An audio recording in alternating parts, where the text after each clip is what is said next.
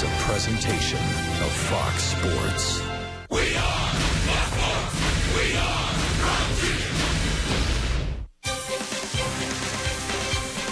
It's time for Dodger Baseball. Live from Camelback Ranch in Glendale, Arizona, Prime Ticket presents the Dodgers as they take on the Chicago Cubs. Hi, everybody, and a very pleasant Monday to you, wherever you may be. Emphasis on pleasant after some pretty chilly weather all during spring training over here in Arizona. We have a lovely day today, temperature in the high 60s, and more importantly than anything, no wind. As you probably know, if you've been following the Dodgers and their spring training doings, it's been pretty chilly, but not today. The Dodgers playing the Chicago Cubs. Cubs were 61 and 101 last year. They were 36 games behind Cincinnati. However, they played the Dodgers tough. Dodgers won 4 of 6 from Chicago, winning all 3 at Dodger Stadium, but losing 2 out of 3 at Wrigley Field. And just to refresh your memory, the Dodgers were 10 games above 500 last year and were 8 games behind the San Francisco Giants. Usually in spring training, a lot of unknowns get involved. At least at the start of today, you'll know most of the Dodgers and a couple of the Cubs. And the Dodgers will be featuring front-line pitching. That means Chad Billingsley, and he'll be followed by Chris Capuano. So as we said, it's a gorgeous day. Welcome to Camelback, and welcome to the first telecast of the year.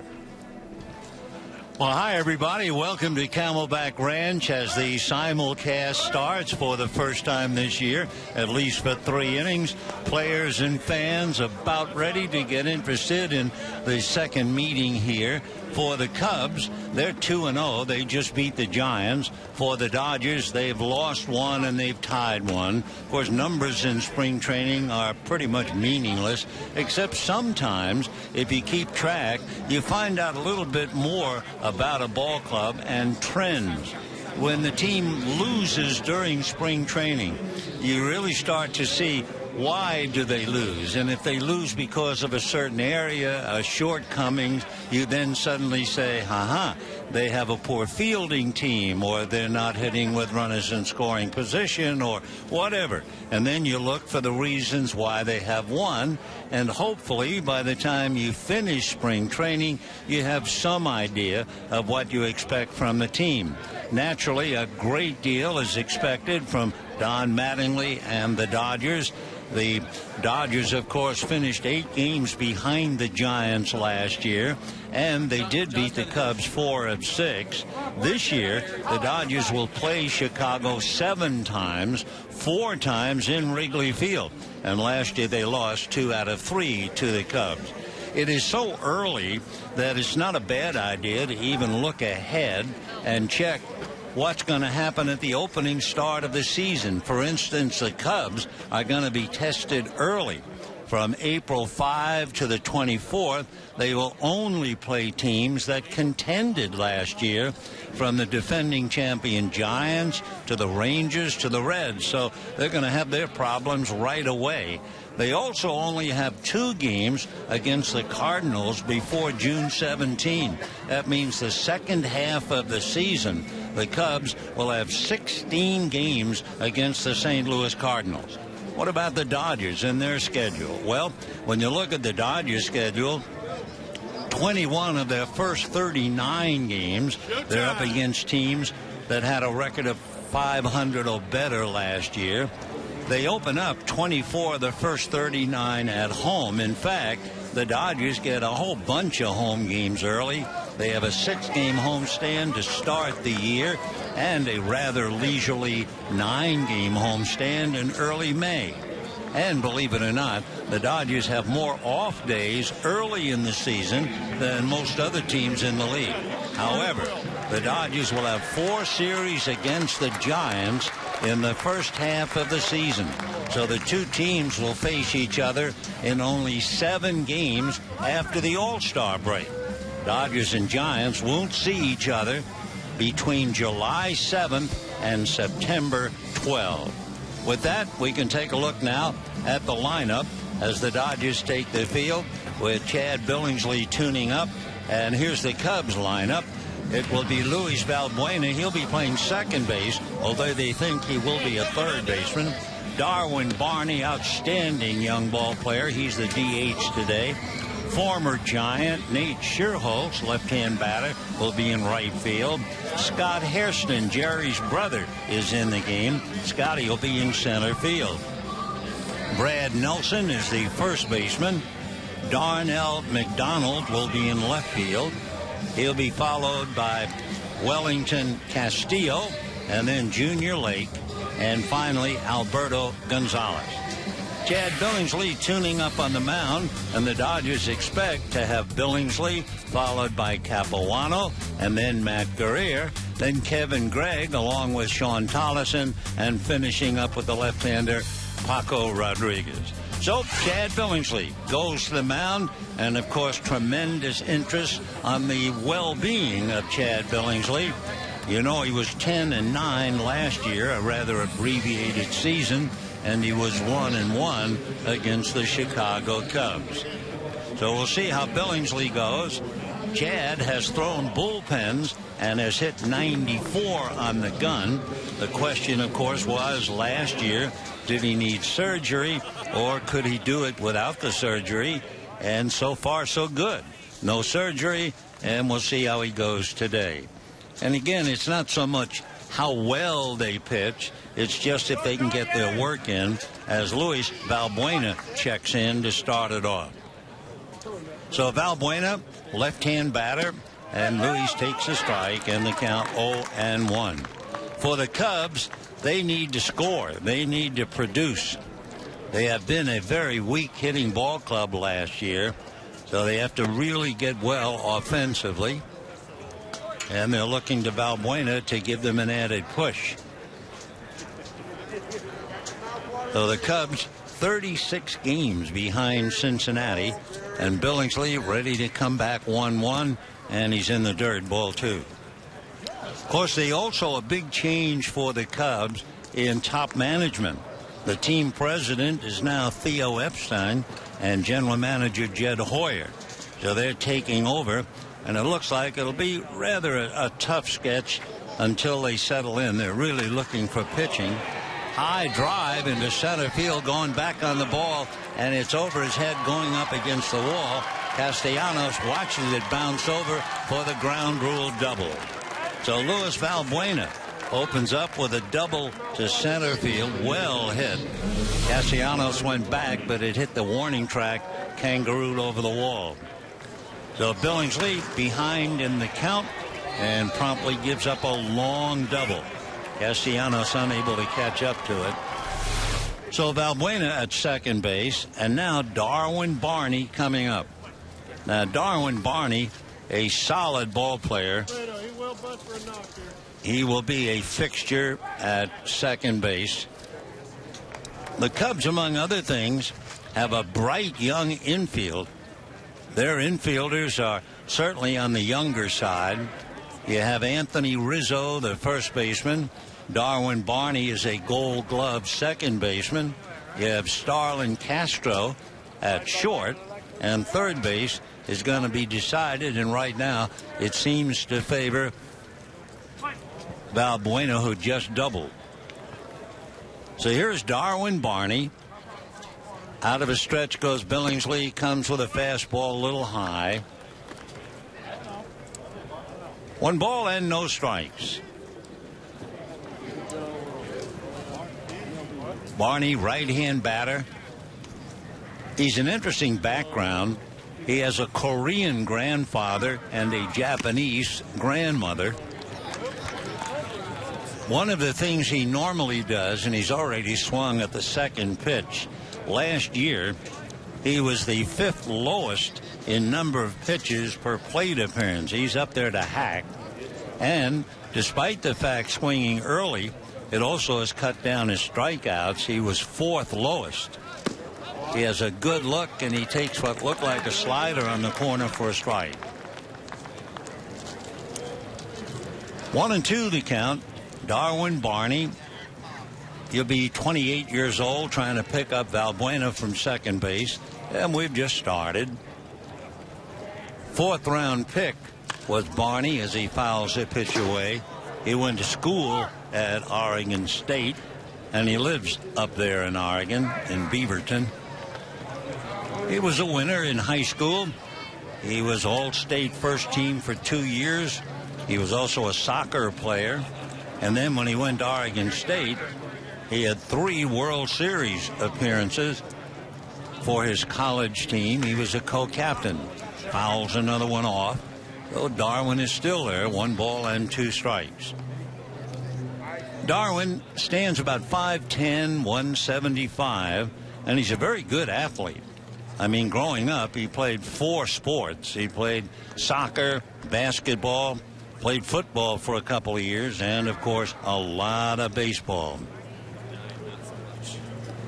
The 1-2 pitch on the way. Billingsley ready and deals it. Slapped down the right field line. Foul ball, though Barney is still there. One thing for Darwin Barney, he was certainly inspired by his father. His dad started up a Little League team. The team was called Dr. Barney because his father is a dentist. They were short on players. He was 6, and he played second base on a team comprised of 11 and 12-year-olds. And he slices one to the gap in right center. That will bounce by Castellanos, go to the wall. Valbuena is scoring. Barney is on his way to third. Good relay, and he is out at third.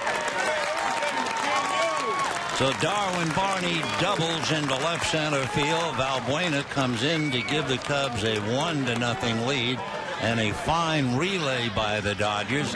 The relay was passed on by D. Gordon, who gunned it into third, and we have 1 out and a run in. So the Cubs will now have Nate Schierholtz to check in. Schierholtz, of course, certainly no stranger to the Dodgers. We can take another look on that ball hit to the gap in right center and the run scored by Valbuena. First pitch, a strike to Nate Schierholtz, 0-1. Boy, they've had Castellanos running wild out there. First to the wall in center and then to the wall in right center. Billingsley back, and there's another drive into deep right center field. Castellanos watches this one go out. So for Chad Billingsley, a very rough outing. 2 doubles and a home run, but he's only down 2-0 because of the fine relay that got the out at third. Of course, that's the one big thing you have to keep in mind, especially this early in spring training. Results are not important. It's really just getting in your work and the conditioning process that gets you ready for opening day. Sure, with the professional pride that any major leaguer has, they hate to be lathered, pushed around even this early. But Billingsley, a veteran, knows that what is more important right now is not beating the Cubs, but just getting in shape. Here's Scott Hairston. So Hairston hit .263, had a big year last year. 20 home runs, 57 runs batted in. Scotty swings. He drives it to center field for a base hit. So Billingsley has given up 2 doubles, a home run, a single to center, and the batter is Brad Nelson.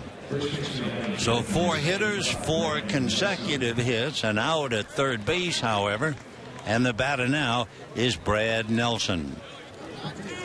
So Nelson will be checking in, coming up at a AAA Round Rock.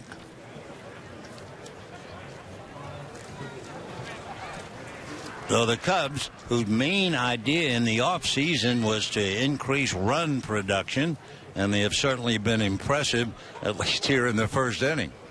Billingsley set, ready, and delivers. That's hit foul, and the count 0-1. Among other things for the Cubs last year, they did not do well. They lacked home run power. And, of course, that really hurts when you play so many games at Wrigley Field. They were about 5 games under 500 at home, and then they got killed when they went out on the road. They were about 35 games under 500 on the road. They lost 58 games. So the Cubs need some power. The Dodgers looking to watch Billingsley. And right now the Cubs are on the board, leading 2-0. Cubs were a running ball club last year. They stole third base, for instance, 14 times. Billingsley set and delivers. Ground ball to the hole on the right side. A smothering stop by Shoemaker, and the throw to first in time for the out. Skipper making a fine play. Hairston moves into second. So Skip, basically an outfielder, and started taking a lot of ground balls with the Cardinals, and certainly paid off just then.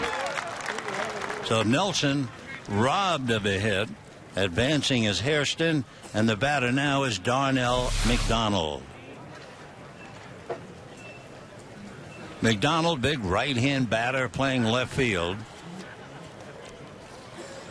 Billingsley with an out, looks back at second. 2 down here in the first inning, and the Cubs lead 2-0. McDonald hit .214 for Boston last year.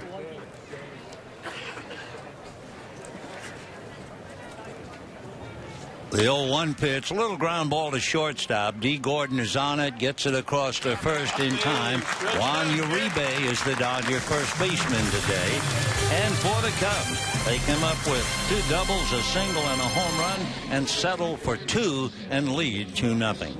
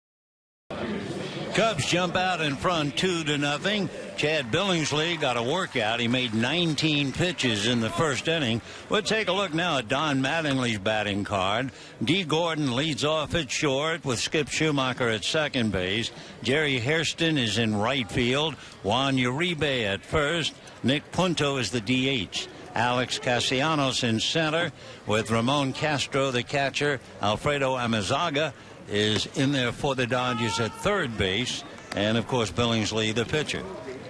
On the mound, Carlos Villanueva from the Dominican Republic. He was with Toronto for the last 2 years. Right-handers pitch to Gordon in for a strike, and the count 0-2. Hanley Ramirez not starting today. Gordon takes a look. He'll be followed by Schumacher and then Jerry Hairston. Villanueva back with a pitch fouled into the screen, and the count goes to 2-1. Carlos 7-7 last year, and in his career he has bounced around a bit, but he has had some strikeout games. His high in strikeouts, he had it twice last year when he struck out 8. Right-hander comes back with a big breaking ball right at the left foot of D. Gordon. So Gordon, last year, remember, struggling, tried hard, went down, hurt his thumb going head first into third base. Now trying to battle back against the odds. The feeling seems to be that he will start the year to get in some work in AAA, but we shall see. Takes a fastball over his head. So Gordon, Schumacher, Hairston, and if anybody gets on, Uribe, and it is 2-0 in favor of the Cubs. Villanueva ready, back he comes, pulled foul on the ground, outside of first and down the line. Carlos Villanueva has bounced around, originally with the Giants. Then he moved on. He's been with Milwaukee and Toronto. This would be his 8th year in the major leagues. So the young right-hander looks down, getting a sign from Gordon. And the 2-2 pitch on the way, swung on, popped in the air, foul off to the left, over the screen, and back into the stands. For the Dodgers, yesterday they got a scare and a nice feeling both. Elian Herrera came so close to being beaned. He said afterwards the ball might have hit him right in the face. He just did get out of the way of it. And on the bright side, why, Luis Cruz hit a home run. Here's the 2-2 pitch, and that swung on and fouled away. Though D. Gordon is still up there. Dodgers beat the Cubs 4 of 6. All 3 meetings at Dodger Stadium. And, of course, a big ball club that figures to see and turn out frontline pitching just about every day. 2-2 pitch coming up, and Gordon pulls it foul outside of first and down the line. Camelback Ranch, the Dodgers and the Cubs, and our first spring training telecast, as well as radio on all the vital games. And a lovely day. The wind that had plagued everyone and brought the temperatures down has departed, so it's a very pleasant afternoon. 2-2 pitch coming up, and Gordon hacks that one foul. So D. Gordon, trying to stay on the pitch, just keeps fouling them off. Last year, he stole 32 bases, and in over 300 plate appearances, probably closer to 340, he struck out 62 times. He takes a breaking ball low. And for Gordon, this is now an 11-pitch at-bat. So he is certainly doing a good job in the leadoff role, and he's making Villanueva really labor. Villanueva trying to collect himself. He's from Santo Domingo. The right-hander ready, and here he comes. And it's pulled, a big chopper foul. So it's a 12-pitch at-bat, and Gordon hanging tough. Problems for the Cubs last year. Their starting pitchers were not effective. That's one reason why Theo Epstein wants to get more pitchers. One reason why, for instance, they got Villanueva. The winning percentage of the Cubs pitchers, they were 13th in the league last year. Another foul ball. So D. Gordon is up there for an eternity. Also, the starting pitchers for the Cubs averaged less than 6 innings a start. And there were a lot of starters who made less than 80 pitches and were kicked out of the game. The next pitch is swung on and fouled away, and the question now is, will Villanueva make 80 pitches facing D. Gordon? I think we're up to what, 15? 16. So D. Gordon hitting him every which way. And again, this will be interesting because Villanueva does have a reputation of being a bit of a strikeout pitcher. 122 in 125 innings. 3-2, and the 17th pitch is strike 3 call. Wouldn't you know? So Gordon hangs around a long time and then strikes out. So 1 away, and the batter will be Skip Shoemaker.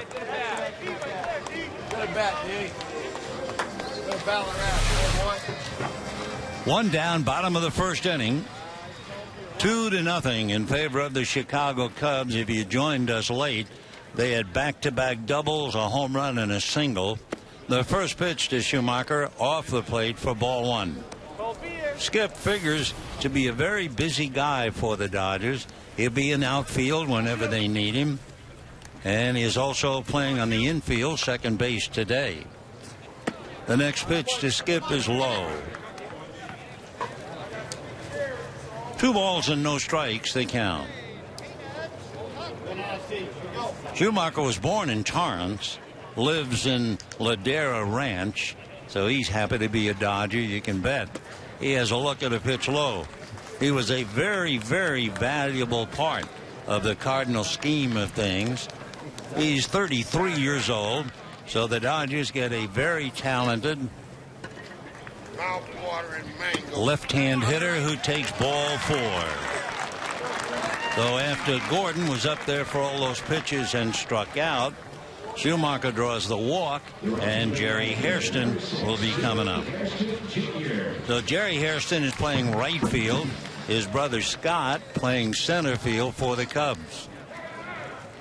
Jerry, of course, was out following surgery last year, and the Dodgers hoping that he'll be able to regain the talents that he showed last year prior to having to come out. Hairston hit a solid .273 last year, 4 home runs, 26 RBIs, and he was in 78 games. Takes the first pitch low, ball 1. So Villanueva, who made a ton of pitches to Gordon and then struck him out looking, turned right around and walked Schumacher on 4, and he has fallen behind. 1 ball and no strikes to Hairston. Right-hander out of a stretch, looks over his left shoulder, now back to the plate. This is a little low. So now he has missed on 6 pitches after making all those pitches, 17 pitches to D. Gordon, and getting him on a strike 3 called. 2-0 Cubs. The first simulcast of spring training. Charlie and Rick have already worked a game, and they'll be back on here in a little while. 2-0, the count to Jerry Hairston. First baseman Juan Uribe on deck. Villanueva comes back, and the next one finds the zone, and he gets a strike. The Cubs with an infield of Nelson, Valbuena, Gonzalez, and Lake, McDonald, Hairston, and Shearholtz. Wellington Castro is the catcher.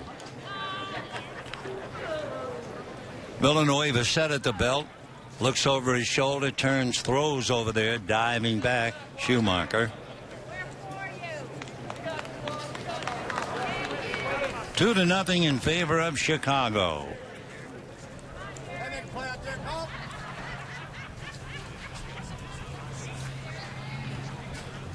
2-1. We'll see if the Dodgers put a play on. Schumacher's not going, and the pitch is a little low. So 3-1 the count.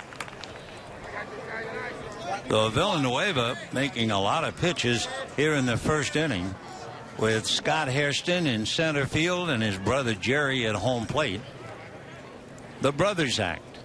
Of course, Hairston, a tremendous family name in Major League Baseball. 3-1 pitch on the way, and that's low.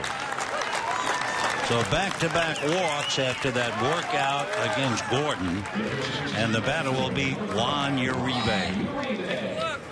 So now suddenly Villanueva, because of the workout, has made 24 pitches already, and we're only in the first inning. One of the more interesting stories for the Dodgers this year is what's taking place today, as Juan Uribe, long known as a third baseman, and they're taking a look at him at first base. Don Mattingly said that Uribe, they're fact-finding. We'll see what he looks like over there. And Mattingly said, I expect it to be good. He has good hands and a good feel for the game. So we'll see. Uribe takes a look at ball 1, and a little discouraged Villanueva now. 1 ball and no strikes, 25 pitches in the first inning. Of course, Billingsley made 19 pitches but gave up 2 doubles, a single, and a home run. And the Cubs lead 2-0. The 1-0 pitch on the way. That's on the outside corner. Little slider. 1-1 to count. Another thing that Cubs pitchers did not do, they didn't strike out hitters last year. So Villanueva, who has a rep of a strikeout pitcher, has 2 on, 1 out, leading 2-0 in the first inning. Nick Punto, the DH, is on deck. The next one to Uribe, he checks his swing, no swing. So that runs the count to the hitter's favor yet again.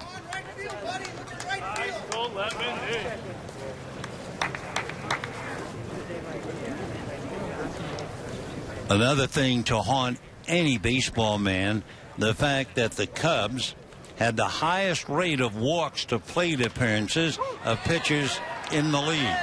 Ground ball to the right side, the out will be at first, and the runners advance.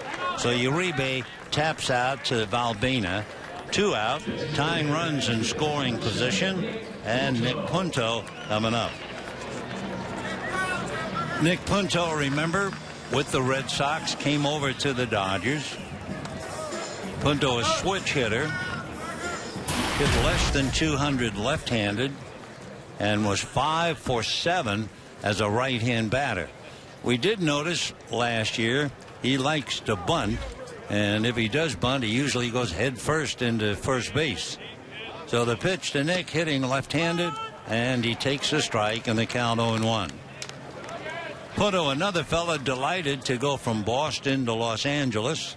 He was born in San Diego, lives in Ladera Ranch. Nick Punto on the small side, 5'9", well put together at 195, fouls it back, and the count 1-1. Nick will be 36 first week in November. Involved in that 9-player trade with Boston in August of last year. So the Dodgers at second and third, Schumacher and Hairston, and Punto trying to pick them up and get the Dodgers even. It's 2-0 Chicago. The strike 2 pitch on the way, and that's taken low, ball 1. Well, Chicago, a dawdling town, said the lyrics of the song, and Villanueva is certainly dawdling here in the first inning.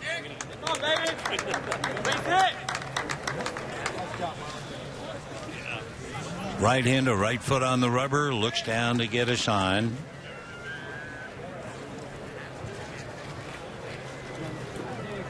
Punto, switch hitter, batting left-handed, bends at the knees and waist. So at 5'9", he tries to kind of shrink the strike zone anyway. Villanueva set at the belt, out of his stretch, comes to the plate in the dirt. Nice block by Wellington Castro. Deanna Navarro, a former Dodger catcher, is with the Cubs this year. And Navarro hit a 3-run home run yesterday, and the Cubs beat the Yankees 4-3. So now they're looking at Wellington Castillo. Deuces wild, 2 balls, 2 strikes, 2 out, 2 on at second and third. And there's a line drive, base hit to center. 1 run will score. Scott Hairston's throw is cut off. So Punto comes up and gets the Dodgers even with a line drive single to center field.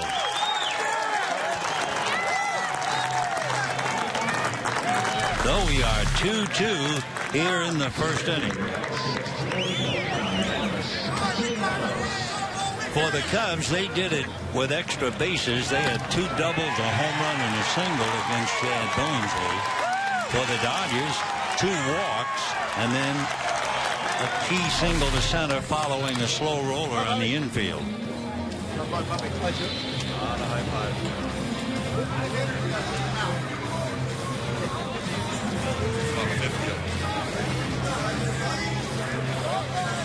So a little meeting at the mound, and that'll be enough for Villanueva. They're going to go to the bullpen here in the first inning. Somewhat of a disappointing outing for him. We'll be back.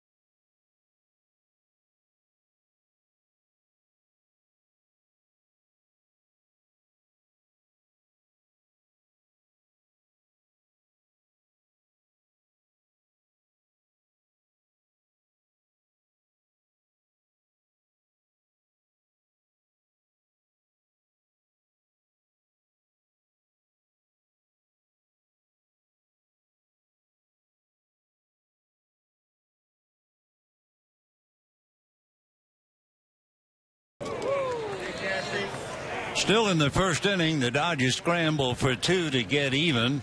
And Alex Castellanos, the center fielder at the plate with the count no balls and one strike. The replacement pitcher, Blake Parker, the right-hander. This will be his 7th professional season.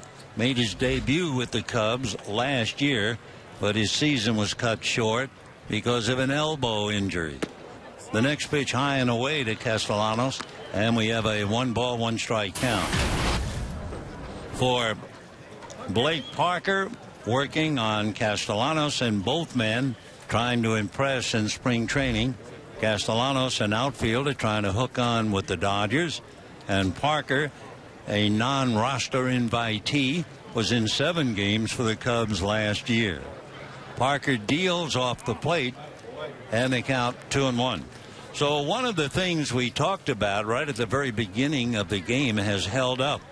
The starting pitchers for the Cubs were not effective at all, and here you had the starting pitcher go out without even surviving the first inning today.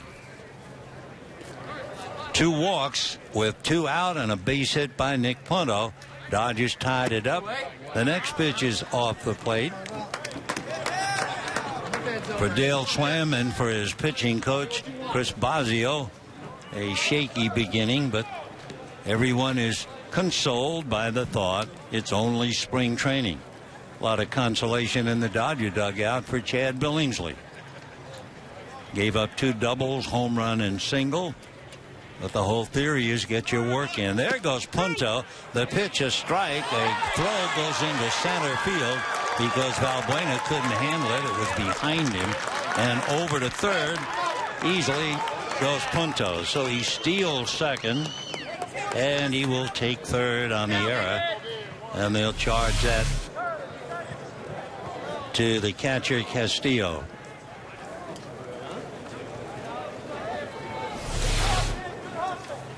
So the Dodgers now still batting in the first inning in a 2-2 tie and have a tiebreaker down the line from third.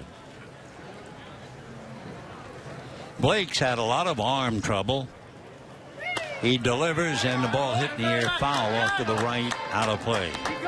Parker twice went on the 60-day DL in June into August, and then again September into October.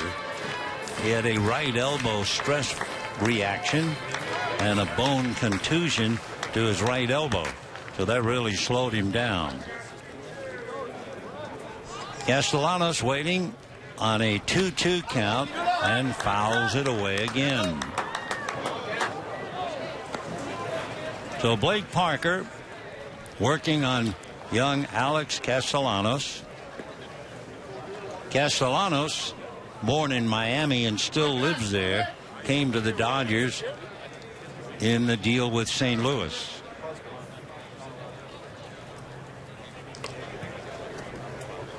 Two and two.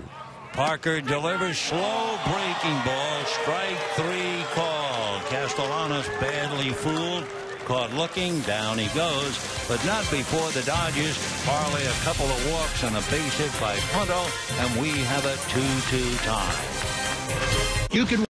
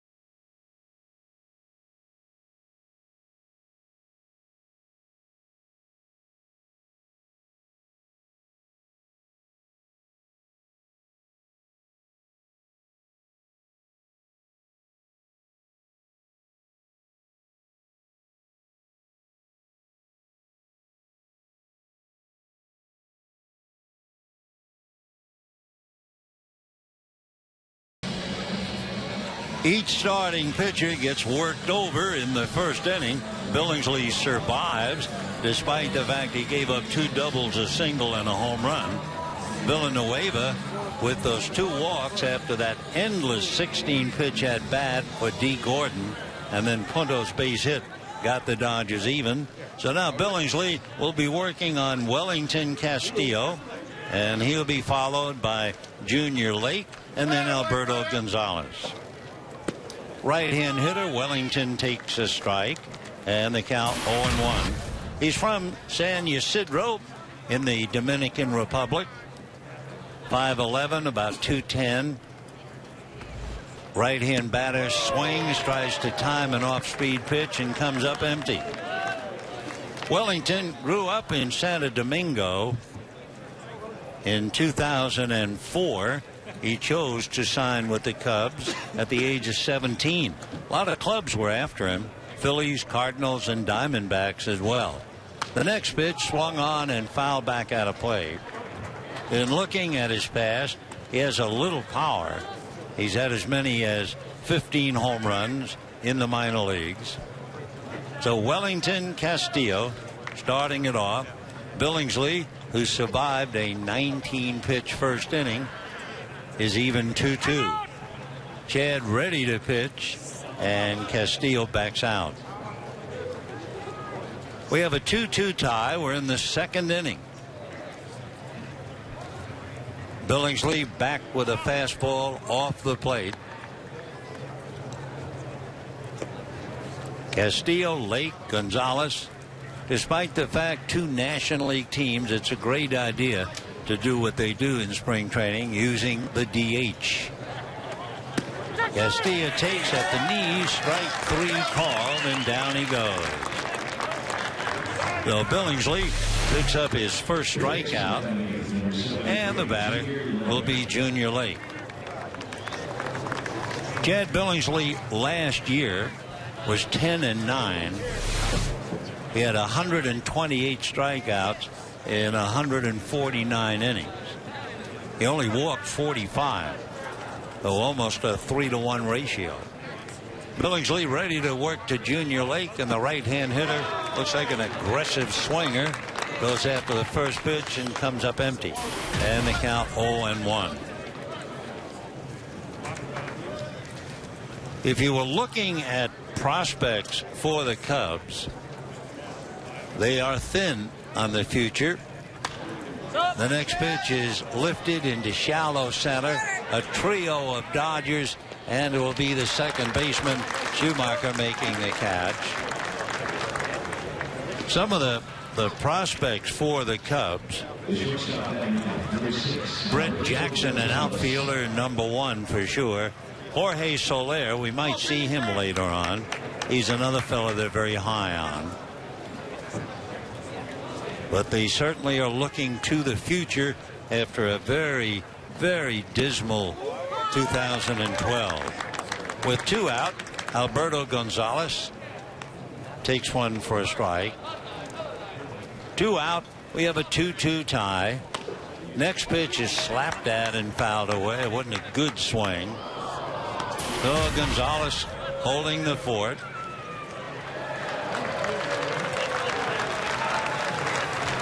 Billingsley, after a 19-pitch first inning, gets 2 quick outs here in the second.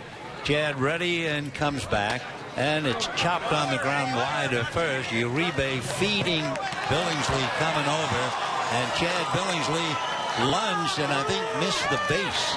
He did. So safely aboard is Gonzalez, and you have to believe that it'll be an error charge to Billingsley. Not a bad feed from Juan Uribe to his pitcher covering, and Billingsley lunged with his foot and missed the bag. So Gonzalez safely aboard. Luis Valbuena coming up. It's amazing, day after day, week after week, they work on pitchers covering first base, and every now and then bedeviled by having a pitcher miss the bag. So here's Valbuena. Throw over to first, not in time.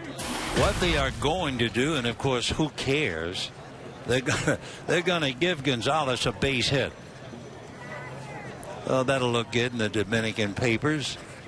Forget the era. So Billingsley, who should be in the dugout a 1-2-3 inning, has to work on Valbuena, who doubled in the first inning. He takes a strike on the outside corner. 0-1 to count. Valbuena is one of the players. He's from Venezuela, and they figure that he'll be fighting for the job at third base. Valbuena, 5'10", 200. Originally signed by the Mariners.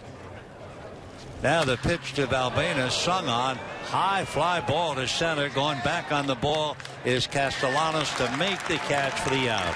No runs ahead, a man left. At the end of an inning and a half, we have a 2-2 tie.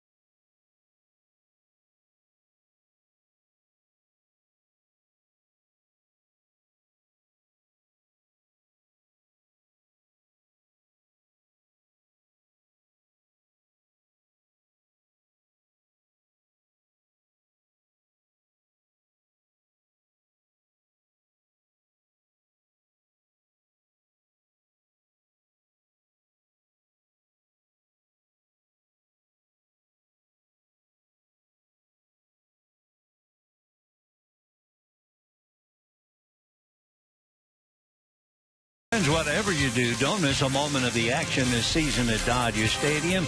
The Yankees are coming, so are the Red Sox, the Angels, and opening day with the Giants. It's sure to be eventful. Season tickets start at $6 per game. So visit Dodgers.com/season tickets or give us a call, 323-DODGERS, for more information. First pitch popped up to the right side. Valbuena underneath it and makes the catch. So Ramon Castro didn't hang around very much. Pops it up and we have one away. You know, we were talking earlier about it's not the results, the score, nothing like that this early in February. Wow. But it should be pointed out for Billingsley, he has faced 10 batters. He's had a first pitch strike to 9 of the 10, which is pretty remarkable this early in the spring. Amazaga, the little guy playing third base, switch hitter, looks for a strike. Tony Gwynn hitting back of him. Tony trying to battle his way back to the big leagues after having to go out last year. Brilliant defensive outfielder. The next pitch is swung on, fly ball to straightaway center, right into the glove of Scott Hairston. So we have 2 out in the second inning against Blake Parker. And here's Tony Gwynn.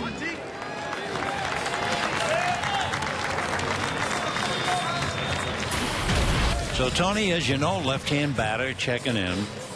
2-2 tie, bottom of the second inning. Chad Billingsley getting the start for the Dodgers. It's been Villanueva and Parker. Tony checking in at the plate, 30 years old. Takes a pitch a little high, ball one.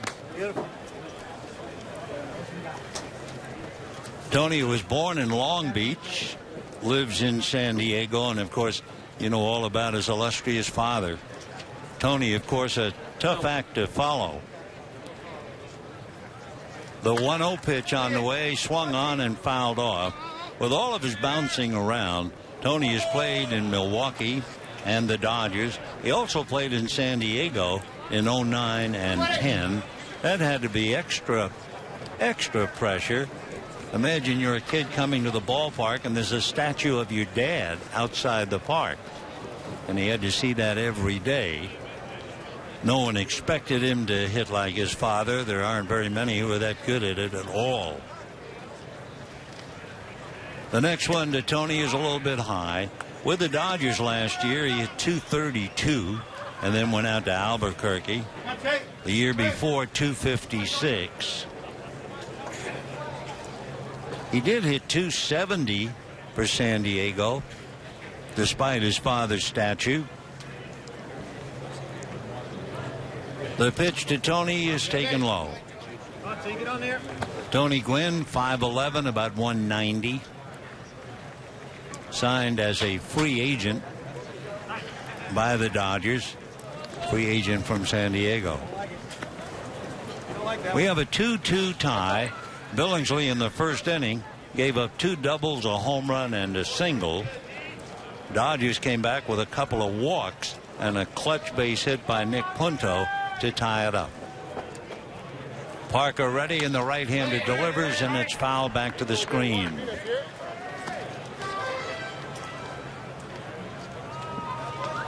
Tony Gwynn entering his 3rd year with the Dodgers. Talking about his batting average, putting his 2 years together, he's hit 244, 7 home runs, and 95 runs batted in. Here comes Parker's fastball high. So Tony gets himself a 2-out walk. The 3rd pass issued to the Dodgers, and it will bring the leadoff man, Dee Gordon. Dee Gordon had a 16-pitch at-bat in the first inning, and it absolutely ruined Carlos Villanueva. After all those pitches, he struck out, and then Villanueva couldn't find the strike zone. He walked Schumacher, he walked Hairston, and eventually both scored on Punto's single to center. So Parker now with Gwynn at first and 2 out. a throw over, and Tony diving back to the bag.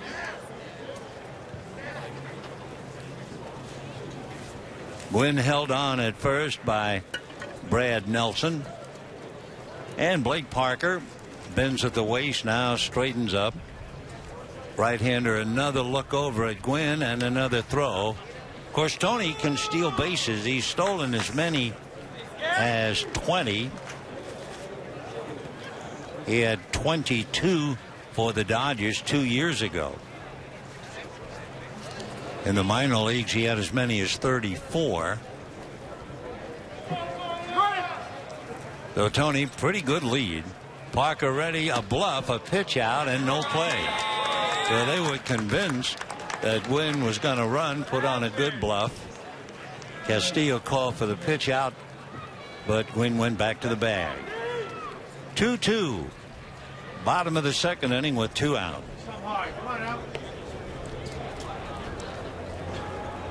Blake Parker checking in with Wellington Castillo. Now the right-hander ready. Parker comes. There goes Gwynn. The pitch low and inside. Quick throw by his catcher to nail him. That was a nice play by Wellington Castillo. Boy, did he get rid of that ball in a hurry. So no runs, no hits, no one left. And at the end of 2, it's a 2-2 tie.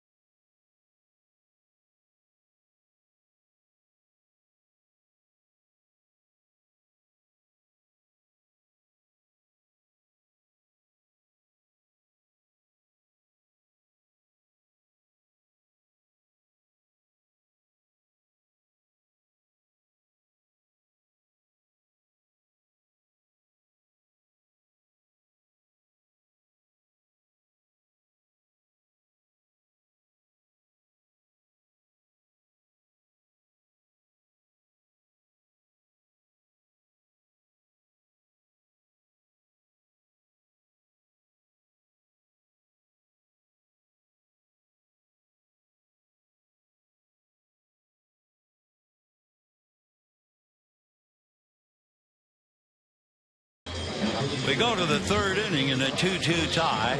Left-hander Chris Capuano comes out of the Dodger bullpen to pick up for Brad. Billingsley made 30 pitches. He had 9 of 10 first pitch strikes. And despite the fact he gave up the extra base hits in the first inning, I think he's pretty well satisfied with a performance this early. 30 pitches, 2 earned runs. He did have just 1 strikeout.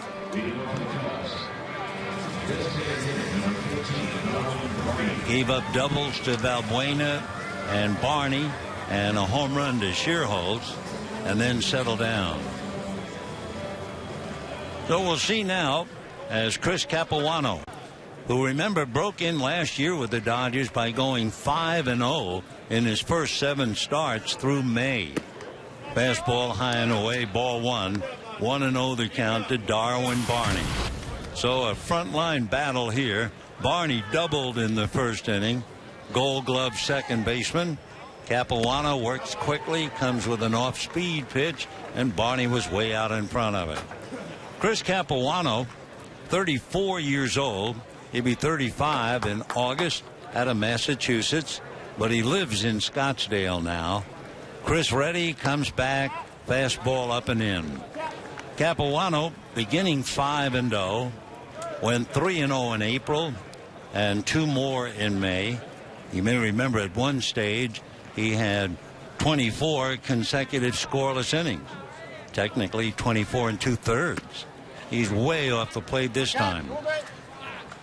Capuano finished up last year 12-12.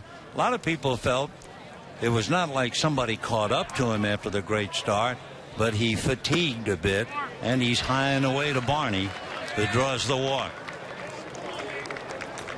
So Billingsley did not walk anybody, and Capuano walks his first hitter.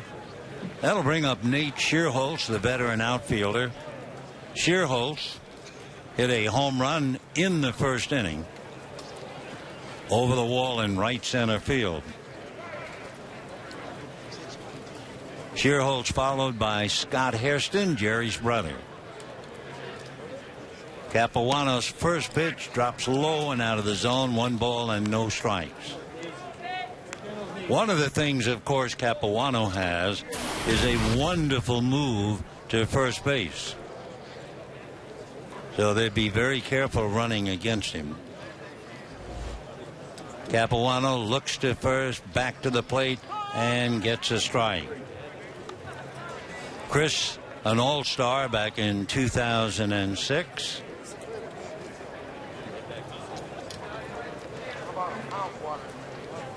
Capuano plants the left foot, looks over at first at Darwin Barney. Shearholtz with a home run in his first at-bat, throw to first, and that sends Barney back to the bag. Darwin Barney last year stole 6 out of 7. Though we'll see whether they run him or they let Shearholtz, hitting in the number 3 slot, just have a full at-bat. Capuano ready and delivers, and this one's in for a strike.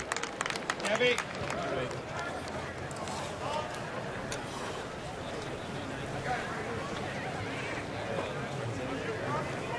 Capuano backs off the rubber. Barney, standing on the bag, now takes a short lead. Capuano had Tommy John surgery. The left hand is a broken bat, ground ball wide of third, smothered at third, and not in time on a forced play at second. Amazaga diving at the ball on that broken bat ground ball. Gordon couldn't get to it, and the shovel throw too late. So it's an infield single for Shearholtz. Might also see a bird down on the field that added to the confusion, as Amazaga went one way, Gordon went the other. And it'll go as a base hit to put runners at first and second. So Capuano, in a 2-2 tie, has to fight his way out of a jam, and Scott Hairston, veteran right-hander, at the plate. The first pitch to Scotty is low, ball 1, 1-0. Capuano, this will be his first action of the spring. Last year, he made 25 relief appearances in his career. Throw back to second, and it gets off the glove of Schumacher, and over to third goes Barney. So Capuano trying to pick his man off at second. Schumacher racing to the bag, and it was off target, and it went off Schumacher's glove. It will be an error charged to Capuano. Low throw. So first and third. Nobody out here in the third inning in a 2-2 tie.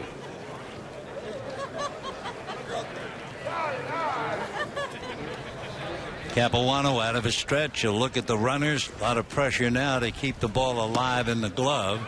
And behind the plate, Ramon Castro handling the pitches. 1 ball and no strikes.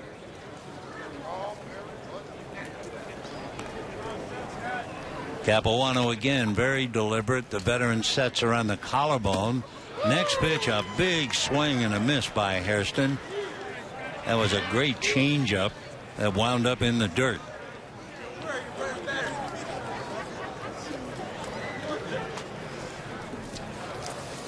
Dodgers in their 5th year here at Camelback Ranch. The Cubs are celebrating 35 straight years of training in Mesa, Arizona. Next pitch inside. In fact, they tell me they're spending a lot of money building a new setup in Mesa, and the ballpark that they're going to build will look like Wrigley Field. And in talking about Wrigley Field, you know how the Dodgers are spending over $100 million to bring up Dodger Stadium? Tell you about Cub management in a moment. Capuano delivers, and it is swung on and missed, and down goes Hairston. The Cubs are planning on spending $300 million to modernize Wrigley Field. However, the modernization, they tell me, is causing a rhubarb as far as the people on the rooftops and the apartments and houses outside the ballpark. So they're going to be building a new Wrigley in Mesa and bringing the old Wrigley back up to shape in Wrigley Field, Chicago. The first pitch way outside. 1 ball and no strikes to Brad Nelson. Cubs with runners at first and third. Of course, when you talk about the longest stretch in spring training, you know the Detroit Tigers have been training in Lakeland, Florida for the last 68 years. Here's the pitch of the plate. That's a strike. Almost every team has moved. The Dodgers have scored playing up 30 some odd years at Vero Beach, but 68 years for Detroit and Lakeland. The Yankees spent a long time in St. Petersburg. Now they're over in Tampa.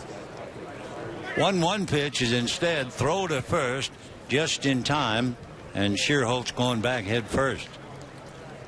Down the line at third, Darwin Barney.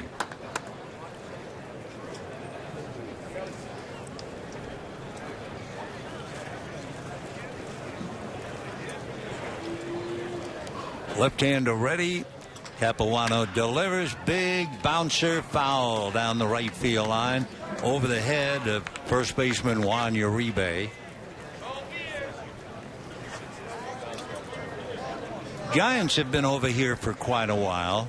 Giants have been here 33 straight years in Scottsdale. Of course, the Dodgers just really starting out in their association over here, this being their 5th year. Capuano first and third, 1 out. 3rd inning in a 2-2 tie. Chris delivers. Bad ball, swung on and missed. So Nelson, a left-hand hitter, strikes out against Capuano. And with 2 out, the batter now is Darnell McDonald. Number 16, Darnell McDonald. Billingsley had a strikeout. Now Capuano has back-to-back strikeouts. McDonald grounded to short. Right-hand batter, 0 for 1. The Cubs will begin the season with 13 new players on their 40-man roster. So there'll be a lot of wheeling and dealing as the Cubs try to get back into things. Ball 1. A rather disastrous year. 36 games behind Cincinnati. 40 games under 500.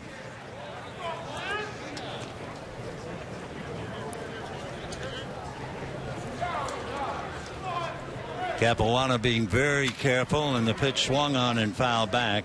So McDonald, who grounded to short, up there with the count 0-1. The Dodgers in the field today. You have an infield of Juan Uribe and Skip Schumacher, D. Gordon and Alfredo Amazaga. In the outfield, Tony Gwynn, Alex Castellanos, and Jerry Hairston, and Ramon Castro handling the pitchers. So far, Billingsley and Capuano. Fastball is whacked to left field, deep and gone, as all Gwynn did was turn to see how far it was going to go. A 3-run home run by Darnell McDonald on a Chris Capuano fastball, and the Cubs are out in front 5-2. No doubt about that one. Oh, he got out of here in a hurry.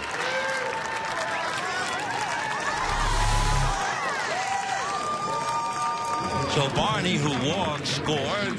Shearholtz, who had that broken bat single, scored. And then the 2-out home run.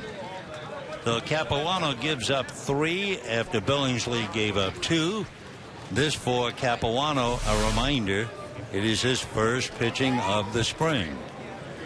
So the batter coming up is Castillo, Wellington Castillo. Breaking ball starts off low, 1 ball and no strikes to Castillo. From the Dominican, you expect really a name like Jose, but not Wellington.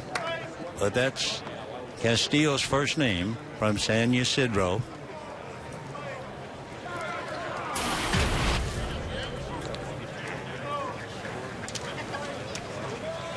Castillo hits one hard and deep. Castellanos racing to the wall, and that one is gone. So back-to-back home runs by Darnell McDonald and Wellington Castillo. And all of a sudden it's a 4-run inning, and the Cubs have taken a 6-2 lead. For the Cubs, of course, that will certainly read well in Chicago papers. Because among other things, the Cubs did not hit very many home runs. So they're alive and well in that department with back-to-back home runs. Rick Honeycutt going out to talk to Capuano. Last year, the Cubs were 13th in home runs, and they were 14% below the average. They were 15th in lowest number of home runs against left-hand pitchers, 55% below the average. But they get a left-hander today, and they get back-to-back home runs. Where Billingsley had a first pitch strike of 9 of the first 10 batters, it's the other way around for Capuano. He's been behind in the count to 5 of the 6 batters he's faced. Junior Lake tries to time an off-speed pitch, doesn't get it. Capuano has now made 25 pitches. Billingsley made 30. And again, a reminder for Capuano, this is his first time out.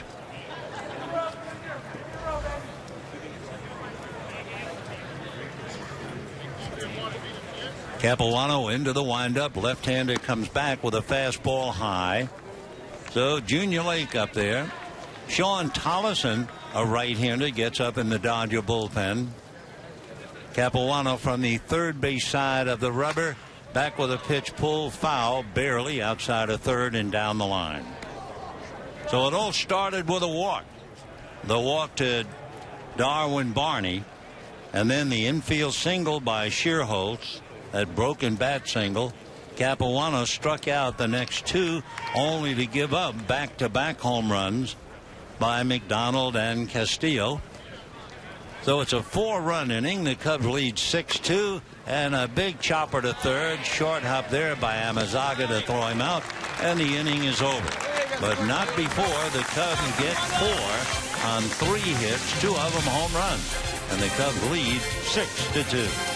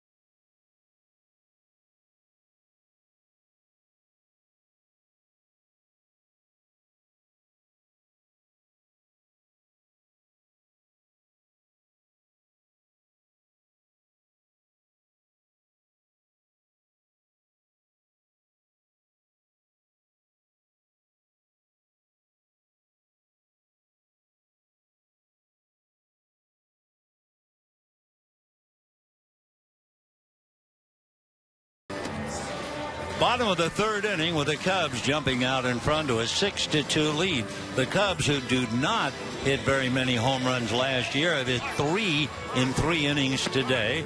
And they go to the bullpen for their third pitcher of the day, Barrett Lux. Meanwhile, the Dodgers, if they need any inspiration at all they have to do is one of the coaches sitting and now standing in the Dodger dugout wearing sunglasses, the glare, Sandy Koufax, who normally will start a game in the dugout, eventually work his way back out to the bullpen. Credentials, boy, are they glistening. A Hall of Famer, 4 no-hitters, including a perfect game, 3 Cy Young Awards, 2-time World Series MVP, an earned run average of 2.7 over all the years. Without a doubt, one of the all-time great pitchers the game has ever had, and his name is still magical. Sandy Koufax, one of the nicest men you'll ever want to meet as well. For the Dodgers now in a hole, they're down 6-2, and Gordon, Schumacher, and Hairston in that order. Gordon struck out in the first inning. So Lux delivers, and it's hit in the air, foul down the left field line. Coming over is McDonald, but he runs out of room, and it's back in the stands. It's 345 down the left field line. Pretty good dimensions. Goes to 380, then to 410 in straightaway center, so it's a good-sized ballpark. Gordon takes off the plate. It's a good-sized ballpark, far bigger than Wrigley Field. And yet the Cubs could not hit home runs at Wrigley, and they've hit 3 in 3 innings here today. 2-1 to count to Gordon, who had that long at-bat in the first inning and then was struck out. Lux turns on the rubber, and the right-hander deals, and that's fouled away, so Gordon's at it again. Barrett Lux was with the Texas Rangers as he works on D. Gordon. Gordon was called out on the 17th pitch of his at-bat in the first inning.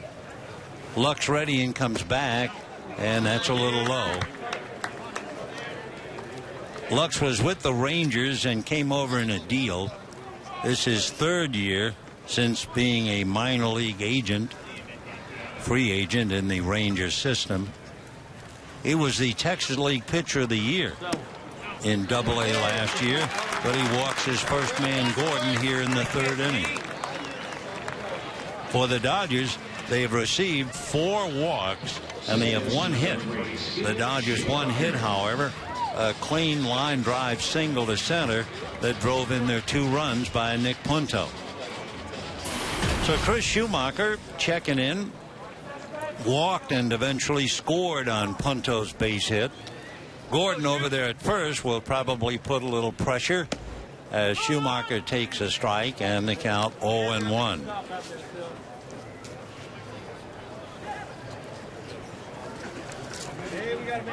Six to 2 in favor of the Cubs. Schumacher hit .276 for the Cardinals last year. 1 home run. He's not a power hitter at all. Swings, hits one in the air to left field. McDonald had to come over to the line, reaches up, makes the tag. Gordon tags up, but holds on at first base.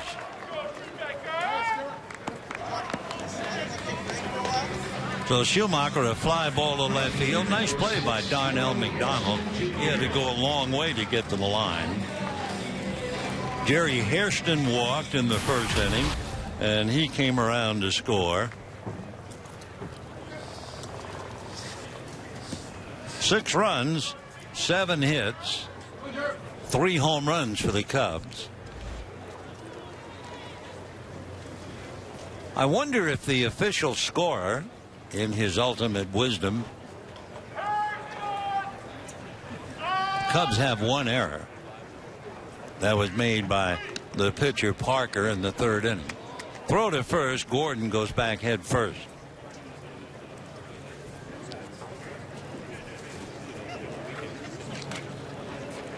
Hairston last year hit .273 for the Dodgers, but he was on the DL a couple of times, and he had ending surgery on his hip.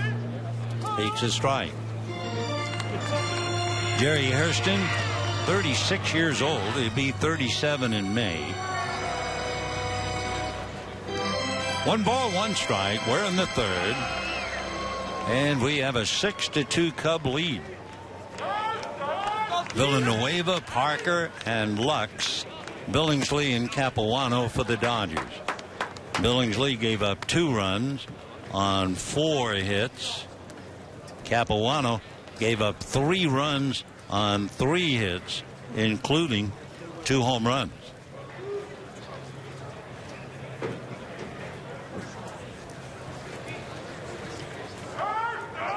Now the pitch of the plate. Hairston lays off one that's almost in the dirt. So the count goes his way. 2 balls and 1 strike. It's our first simulcast of the year. Charlie and Rick getting ready to pick up in the 4th inning. We have 1 out, bottom of the third, 6-2 in favor of Chicago. Another throw to first, and Gordon diving back to the bag. Gordon, of course, brings a lot to the dance. He stole 32 bases last year and was caught 10 times. Takes a pretty good lead.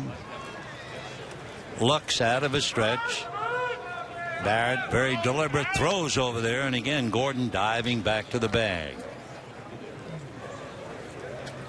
Dodgers play the Giants tomorrow. Our next telecast, that will be on Thursday. And that's a long-awaited game to see. Dodgers and Angels. Hairston chases one and comes up empty. So Jerry strikes out. And the batter now. Oh, excuse me, he foul tip. Yep, pardon me. So Hairston is still there. 2-2 the count. Gordon takes a pretty good lead all the time. Lux looks over his left shoulder at him and comes to the plate, and that's fouled away down the right field line. Not a big crowd today. A pleasant Monday. You don't expect to draw a lot of people during the week. So far, the Dodgers have drawn 7,700 in the spring, and as things warm up weather-wise, they'll be drawing a lot bigger crowds here, you can be sure.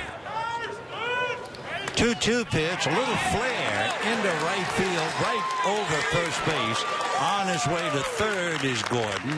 So Hairston, a little pop fly single into right field. And the Dodgers are somewhat in business. First and third, 1 out. And the batter will be Juan Uribe. First baseman, Juan Uribe. Gordon flying on that little pop fly. So the Dodgers now have runners at first and third, 1 away. And Juan Uribe, who grounded out softly to Luis Valvena, the second baseman, coming up. Uribe trying to forget and still improve on his time with the Dodgers. And he hits a ground ball to short. They will get the force, the throw to first. They'll get the double play. So Uribe hits into the double play. No runs, 1 hit, 1 left. And at the end of 3, 6-2 Chicago.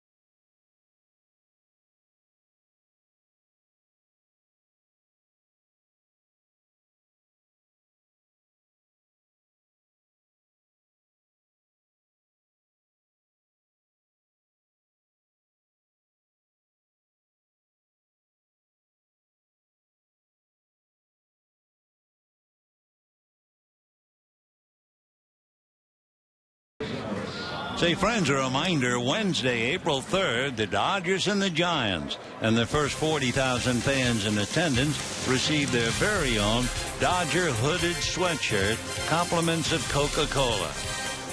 Capuano's first pitch grounded to short, big hop for Gordon, one away.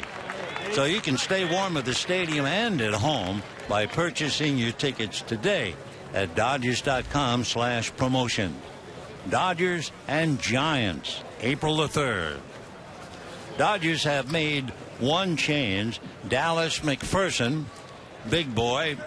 McPherson at 6'4", 225, a veteran, 32 years old, and he'll take over at first. McPherson was with the Angels and Florida, and as well with the Chicago White Sox. Edwin Maisonette checks in.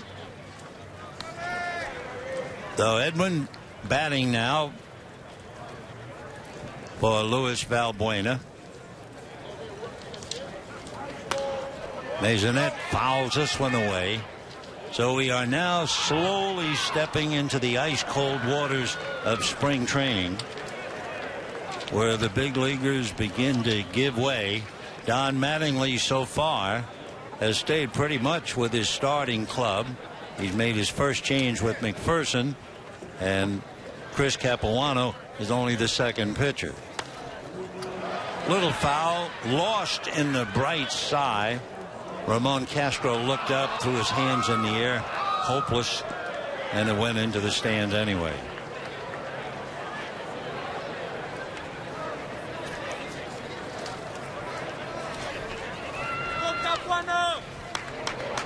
Edwin Maisonette is from Puerto Rico, right-hand batter, about 6'1", 180, and an infielder, and up there fouling them off.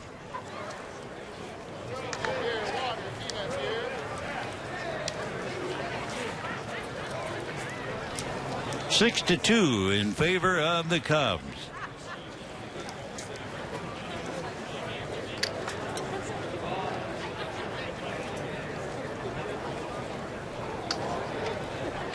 And in the dirt, ball 3. 3-1 to count. In fact, hit him on the foot, and he'll be given first base.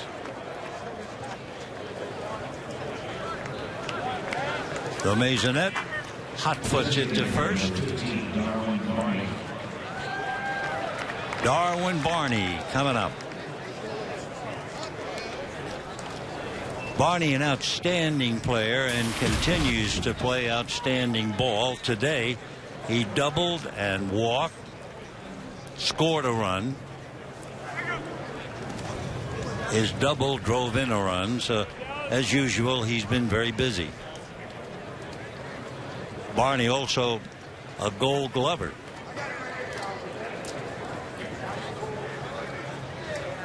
Six runs, 8 hits for Chicago. The Dodgers have 2 runs on just 2 hits.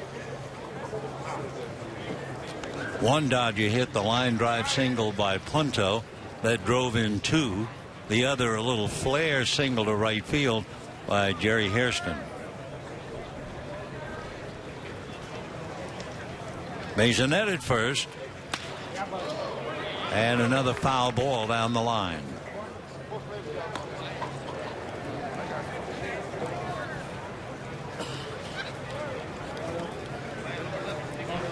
Chad Billingsley worked the first 2 innings.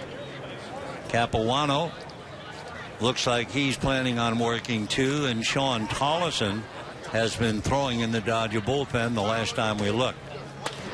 Little ground ball to short, stumbling play, but they get a force anyway. D. Gordon stumbled and almost fell down, but he was still able to get it close to the bag so that Schumacher was able to pick it up and turn it into a force play for the second out.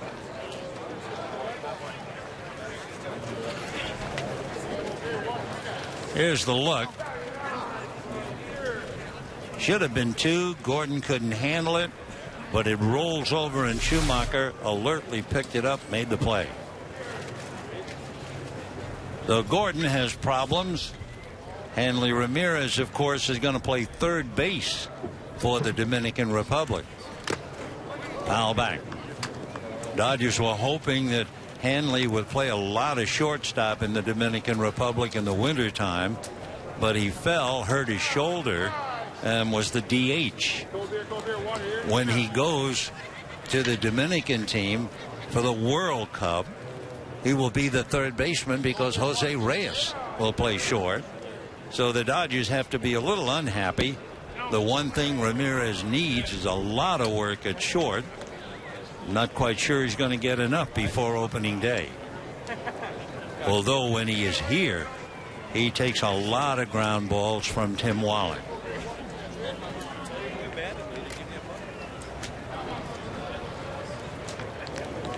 Two down. Barney at first. Nate Shearholz homered and then broke his bat and had an infield single.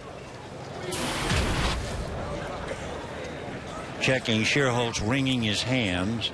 For a long time, Nate was the rare player like a Mark Grace who never wore a batting glove. However, he has joined it big time. He now wears a glove on each hand. It's like golf professionals. They wear a glove, but then they'll take the glove off when they're putting. Most players used to like the feel of the bat, but ever since they've been using golf gloves, I think Ken Harrelson was the first to use a golf glove, and now, of course, they're called hitting glove, batting glove. So Nate has just gone from the black and orange to the blue of Chicago, which is tough to go from a World's Championship club to a team that was 40 games under 500. Way out in front, little nubber, should be a routine out, and that does the inning. As Shearholz taps out, Cubs go down on a hit batter and nothing else. And at the end of 3.5, Cubs lead 6-2.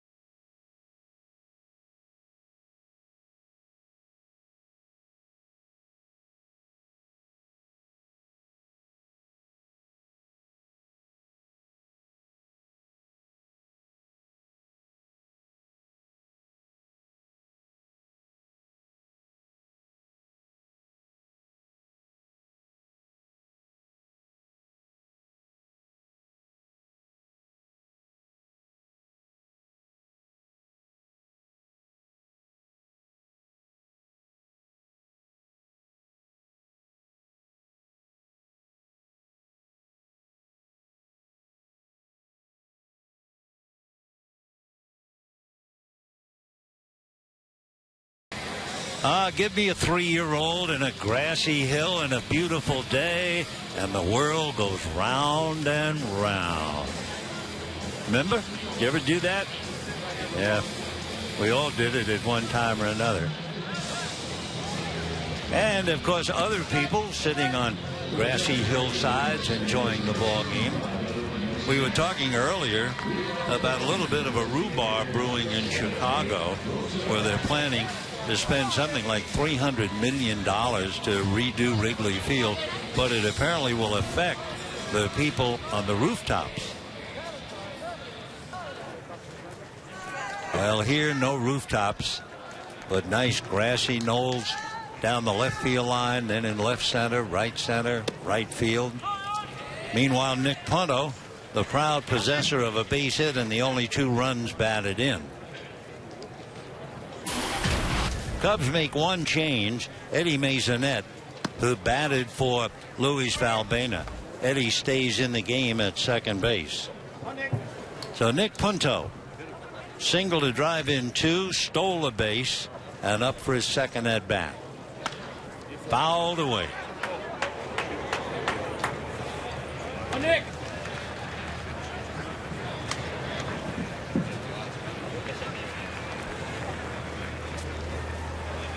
All right, let's make sure that ball doesn't wind up in a draw with a bunch of socks. Use it.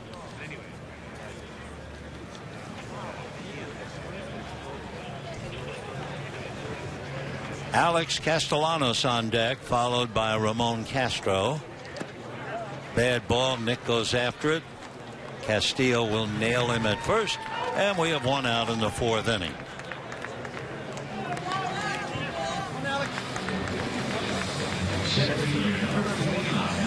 Alex Castellanos struck out in the 1st inning. He was all over the place in the 1st inning. He chased a ball that bounced over the right center field wall for a double. He raced another one that was in center field bouncing over. And then for good measure, Nate Schierholtz hit it over the wall. This time Castellanos hits a fly ball to right field, and coming in forward is Schierholtz to make the catch. So we have 2 down, 4th inning, and Ramon Castro coming up. A.J. Ellis certainly figures to be the Dodgers starting catcher, and the chances are the backup catcher would be Tim Fedorovich. But Castro giving it a battle. And ball 1 to Ramon.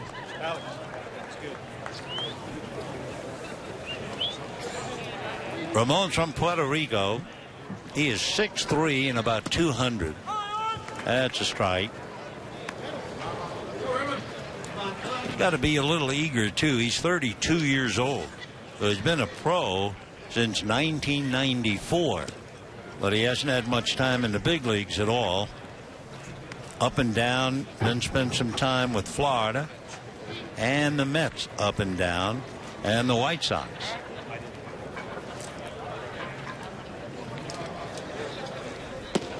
That's a strike.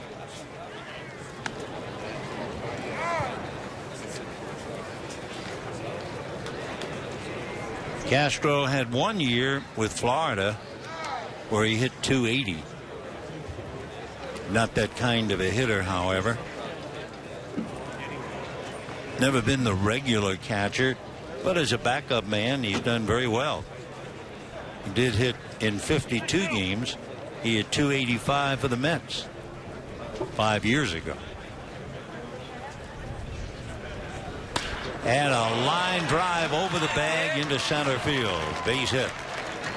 So with 4 children and a long career, Castro, impressive single to center.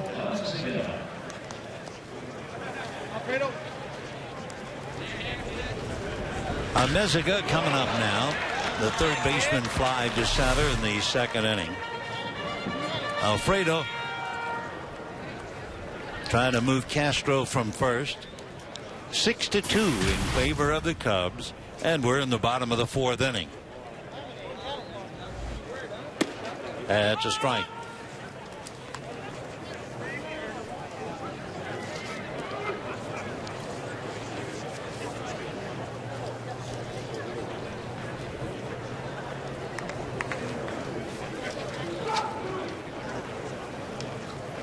And fouled away off third down the line, and the count runs no balls, 2 strikes. Cubs scored 2 in the first. Dodgers came back with 2, and then Chris Capuano had a rough 3rd inning. His first inning of the spring, gave up 4, and the Cubs are enjoying a 6-2 lead. Meziga takes one just off the plate. Next telecast will be Thursday here, prime ticket, and against the Angels.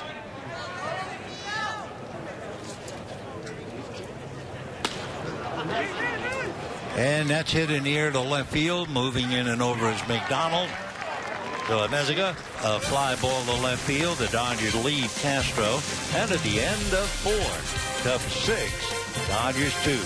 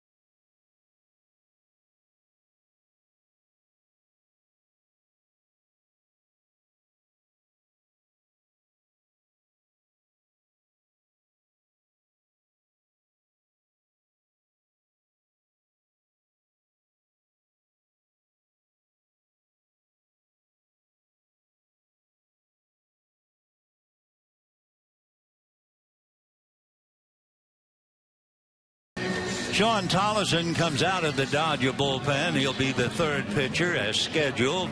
Billingsley went 2 innings, allowed 2 runs and 4 hits. Then you had Chris Capuano. He went 2 innings and allowed 4 runs. And now Sean Tolleson. Capuano allowed 2 home runs and a hit batter. He hit the hitter on the foot. Capuano made 40 pitches and Billingsley made 30. Dodgers make a change. Nick Evans will take over at third base. Meziga comes out and Evans takes over.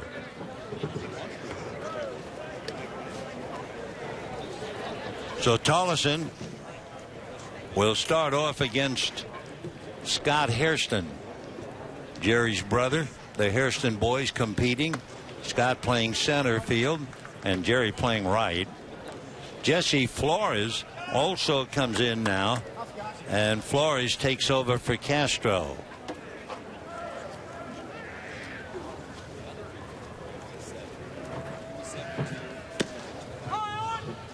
So the Dodgers making 3 changes. Nick Evans, Sean Tolleson, and Jesse Flores. We are hoping upon hope that it is straight up, as they say. In other words, Evans would be in Meziga's spot. Flores would bat in Castro's spot. And Tolleson would bat. Well, he won't bat. DH.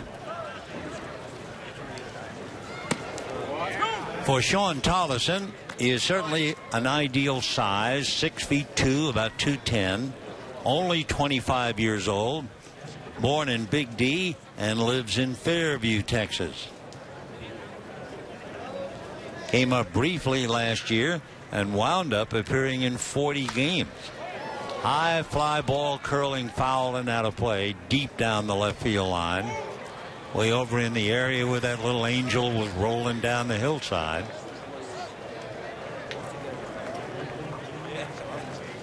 The winner wearing Dodger blue.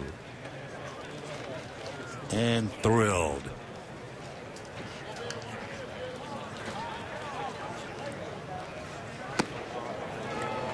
Big swing and a miss. So that takes care of Scott. 1 out. Brad Nelson due up, but Brian Bogusevic is going to come up and hit. Bogusevic, left-hand batter.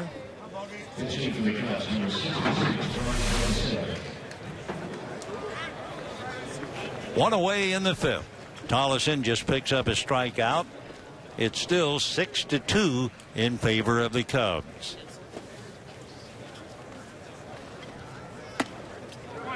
Ball 1.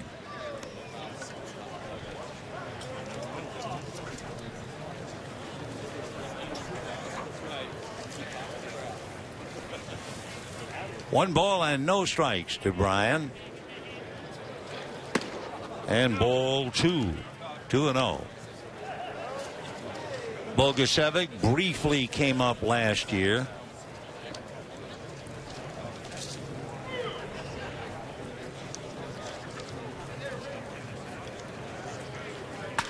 Fouled away off to the left, out of play. For the Cubs, and a good play down there.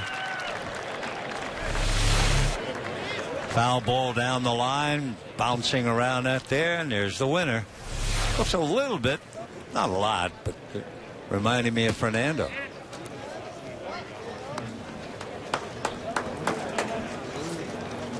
Jorge Soler is out on deck. He is a #1 prospect for the Cubs. It will be interesting to see what he does as a pinch hitter. And that'll be ball 4 to Bogusevic. The interesting thing about Jorge Soler, it's his birthday today. Soler is 21 years old today, and it is the same birthday, brings to mind the memory of a wonderful Cub and a great human being who would have been 73 today had he lived, and we're talking about Ron Santo. So Soler, big right-hand batter.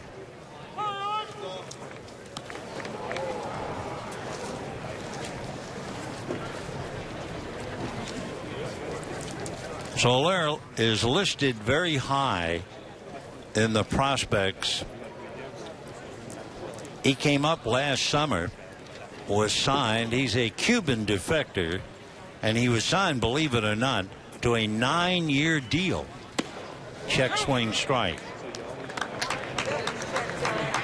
He had not really played. He was pretty rusty from almost a year of inactivity, struggled in rookie ball, and then they promoted him to Class A and perked up considerably. He hit .338 with 3 home runs in Class A. Raw power is considered his best tool. But he needs some work. He's not ready for the big leagues, but he is certainly a high up prospect for the Cubs.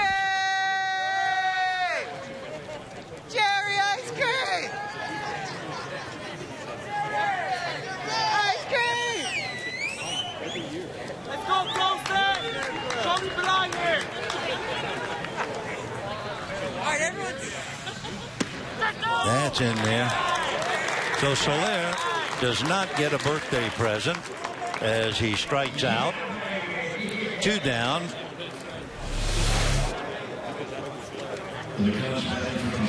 We'll have another pinch hitter. Steve Clevenger is coming up to bat now for Wellington Castillo.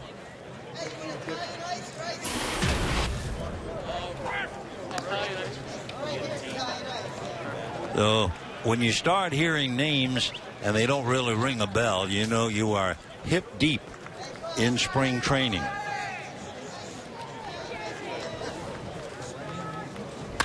And that's going to be smoked into right field for a base hit.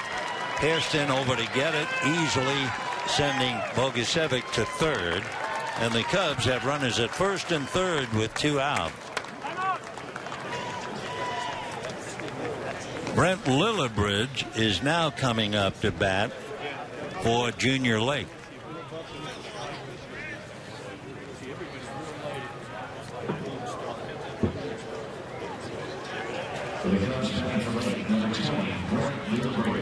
So 2 strikeouts, but a walk and a single. Tolleson in a jam. Cubs lead 6-2, and they're trying to add to that.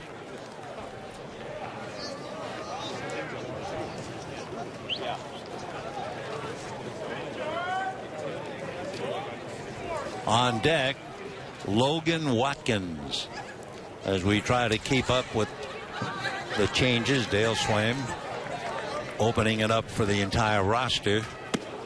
Breaking ball strike, 0-1. So we've already had 1, 2, 3, 4, 5 changes at bat, and we'll have a 6th if Clevenger got that base hit. Lillebrick trying to keep it alive for Watkins. Check swing. 1 ball and 1 strike. 2 out, 5th inning, 1st and 3rd for the Cubs. Chicago leads the Dodgers 6-2. Last year, big league hitters hit only .221 against Sean Tolleson.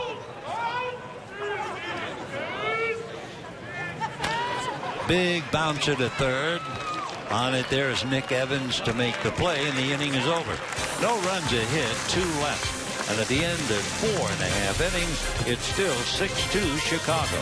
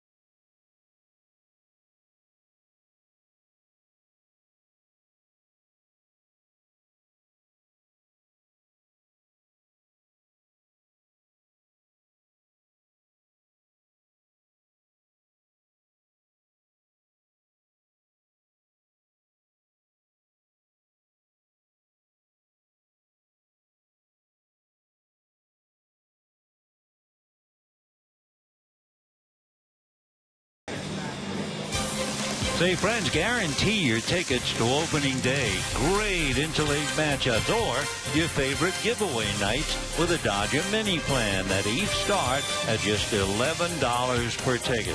For more information, visit Dodgers.com/mini plans or call 323-DODGERS. Opening day rapidly approaching, and what a way to break the seal on a new season. The Giants and the Dodgers. Robert Whitenack takes over on the mound. Several changes. We're not going to hop all over, but Brent Jackson is now in right field. Logan Watkins is the shortstop.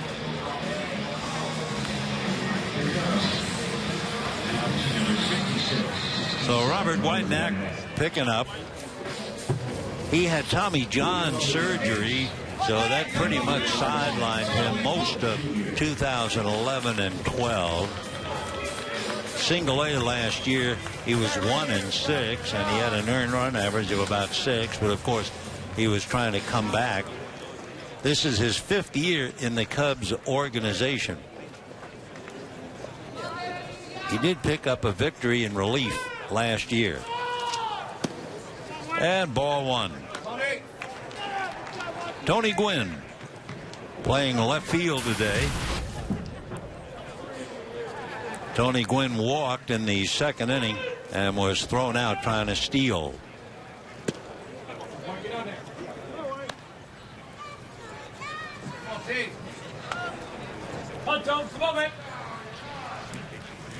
Dodgers down 6-2. Each side scored 2 in the first inning. Then the Cubs scored 4 at the expense of Chris Capuano, who is making his first appearance of the spring. And that's it. It's 6-2 Chicago ever since. So Don Mattingly, his day in the sun.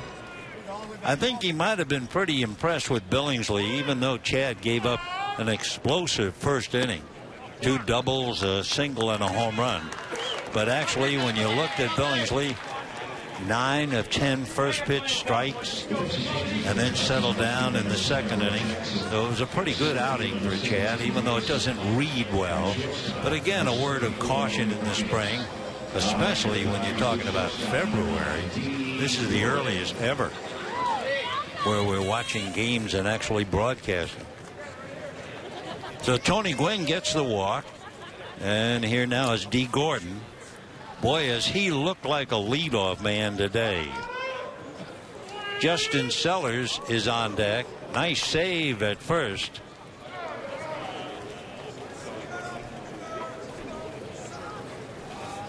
Brad Nelson started the game, gave up for an at-bat to Bogusevic, so we'll check about the first baseman.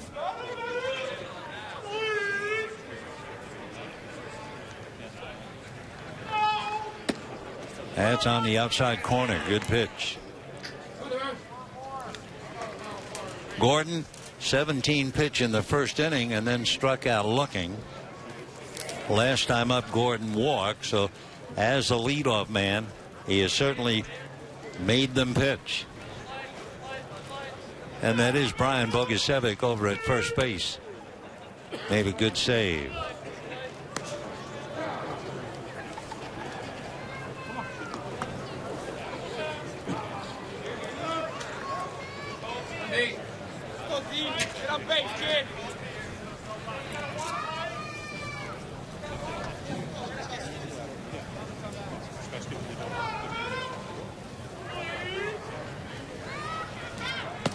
And off the plate again.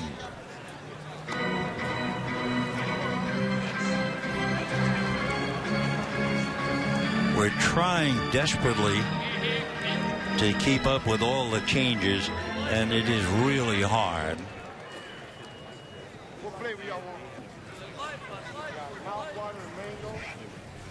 There goes the runner. The pitch is low. A throw down, not nearly in time. So Tony Gwynn, who was caught the first time, steals second, got a good jump as Whiteneck took a while to get that ball to the plate, and he's in there easily. So Gordon becomes a spectator as Gwynn steals a base. Now let's see what D can do.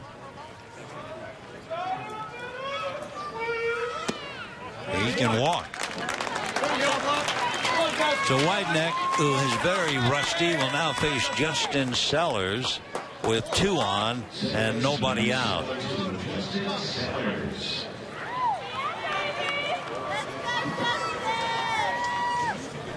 So Sellers batting for Schumacher. Schumacher walked, scored, and flied to left. And here comes Justin. I can't believe that anyone is keeping score of this game, but we can help you if you are.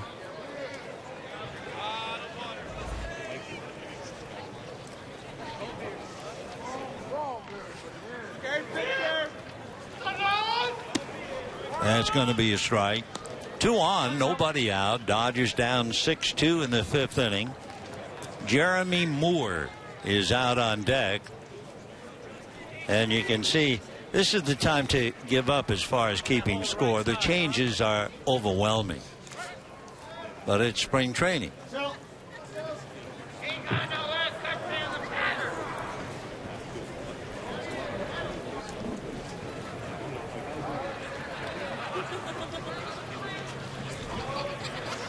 One ball and no strikes. Off speed pitch. Justin way out in front of it. Remember that spectacular catch he made on the foul ball going into the stands? last year off third base down the line.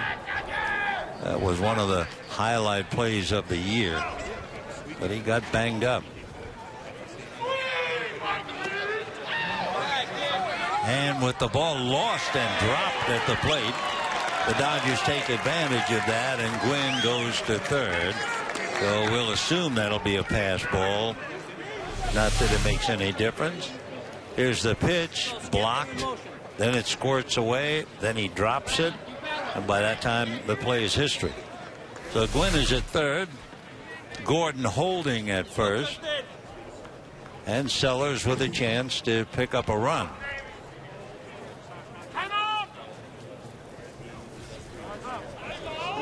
Time, a reminder, nobody out. That's Clevenger, who is the catcher, taking over for Wellington Castillo. He's gonna run, pitcher. He's gonna run. He's gonna run. He's running. He's running. 1-2. He's running. There goes Gordon, and the pitch hits Sellers, and Sellers is awarded first base, and the Dodgers now have the bases loaded and nobody out. Jeremy Moore, 6'1", 195, 24 years old, about 25 now, and Jeremy coming up to bat. He'll hit for Jerry Hairston. Was mentioning Sellers being hit by the pitch shows you what will happen in spring training. Is if the Yankees didn't have enough problems with Jeter out with a bad ankle and Rodriguez out with a hip surgery. You notice that Curtis Granderson hit by a pitch yesterday, a broken arm. He's out for a good 10 weeks. So no matter what you do in spring training, the hidden enemy is always lurking, ready to pounce. That, I'm sure, is reason for concern in the World Cup games coming up. The fear of injury, ruin a whole season. And a strike to Moore. Jeremy's from Shreveport, Louisiana. 25 years old, 6'1", 195.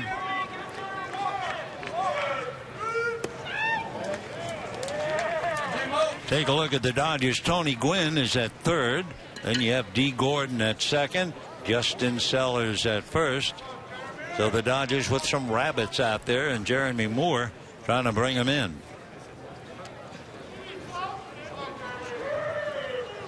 Way off the plate.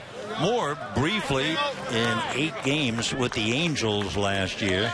That would be his only major league experience. Went to North Caddo High School in Louisiana. 6th-round pick. And now with a balk, Widenack is just having a terrible time. The kid coming back from Tommy John surgery, hasn't played at all. And he's had a nightmare inning. 2 walks, then a hit batter, now the balk. And it's called immediately, and everybody moves up. So it's painful for a kid waiting for a chance to pitch, even if it's only an exhibition game. Ground ball, big hop to Bogusevic. He feeds Widenack. The second run of the inning comes in. So the Dodgers now get a little closer as Gordon comes in following Gwynn. A 2-run inning to make it 6-4 as Moore grounds out. Due up now is Juan Uribe, and he's not going to come up. Uribe had grounded out, hit into a double play. And Dallas McPherson, the first baseman, will now come up. Remember, Uribe started the day at first base.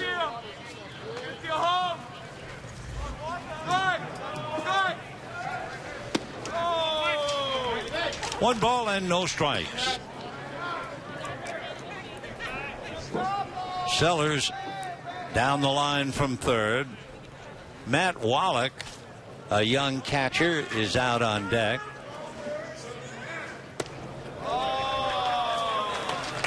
Six to 4 in favor of the Cubs, 5th inning. Matt Wallach, who was on deck. His dad, the third base coach for the Dodgers, Tim Wallach.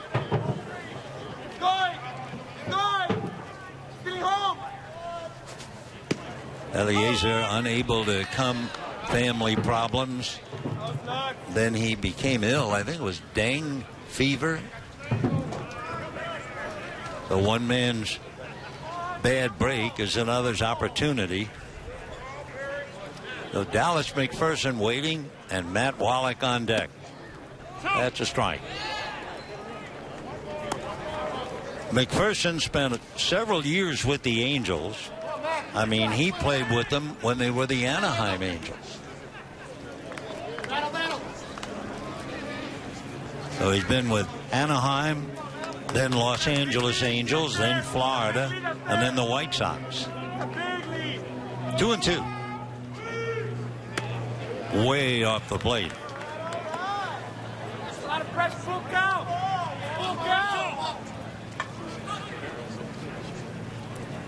This year, Dallas' wife, Jennifer, expecting their third child in April.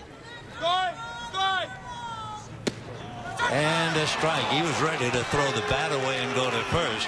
He holds on to the bat and brings it back to the dugout. So McPherson takes a look. He thought it was low and inside. John Tumpane, the plate umpire, rings him up. Well, a questionable call from a backup umpire, and the kid pays the price. So now with 2 out, we have time. They're changing, and we'll be right back after this.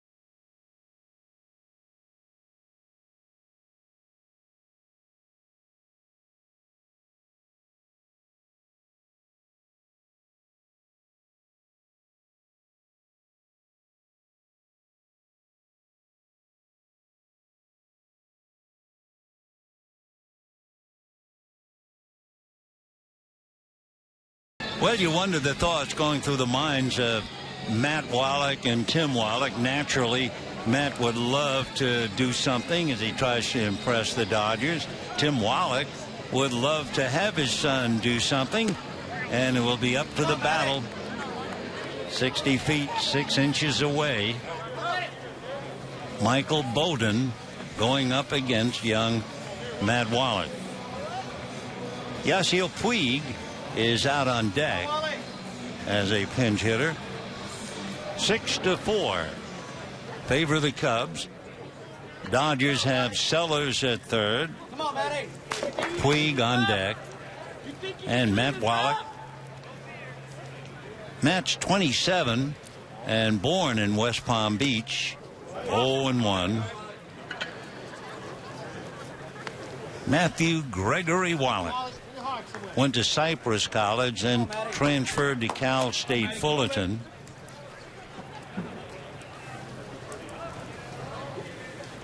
Matt's 27 years old, well put together. 6'1", 210. And he's in a hole now. 2 quick strikes.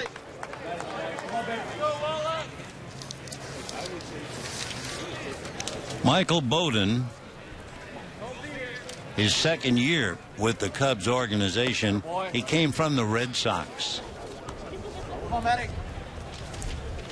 Came in a deal for Marlon Byrd.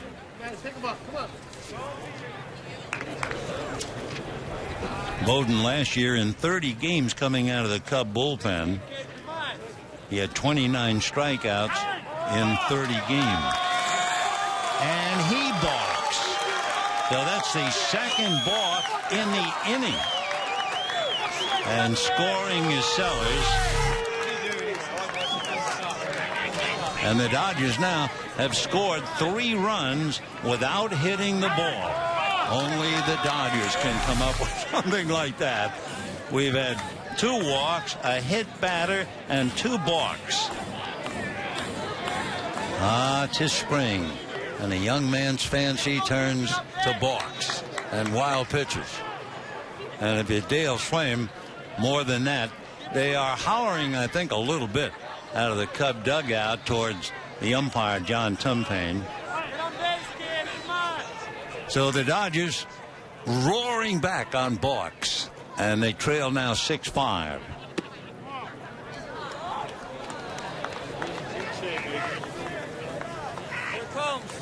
Dale Swaim in the shadows of the dugout sends out a few fiery words to John Tumpane. And a fly ball to right field. Coming over is Brent Jackson and makes the catch for the out. So nice fly ball by Wallach. Hit that ball right down the line. So the Dodgers pick up 3 runs on no hits. And at the end of 5, it's 6-5 Cubs.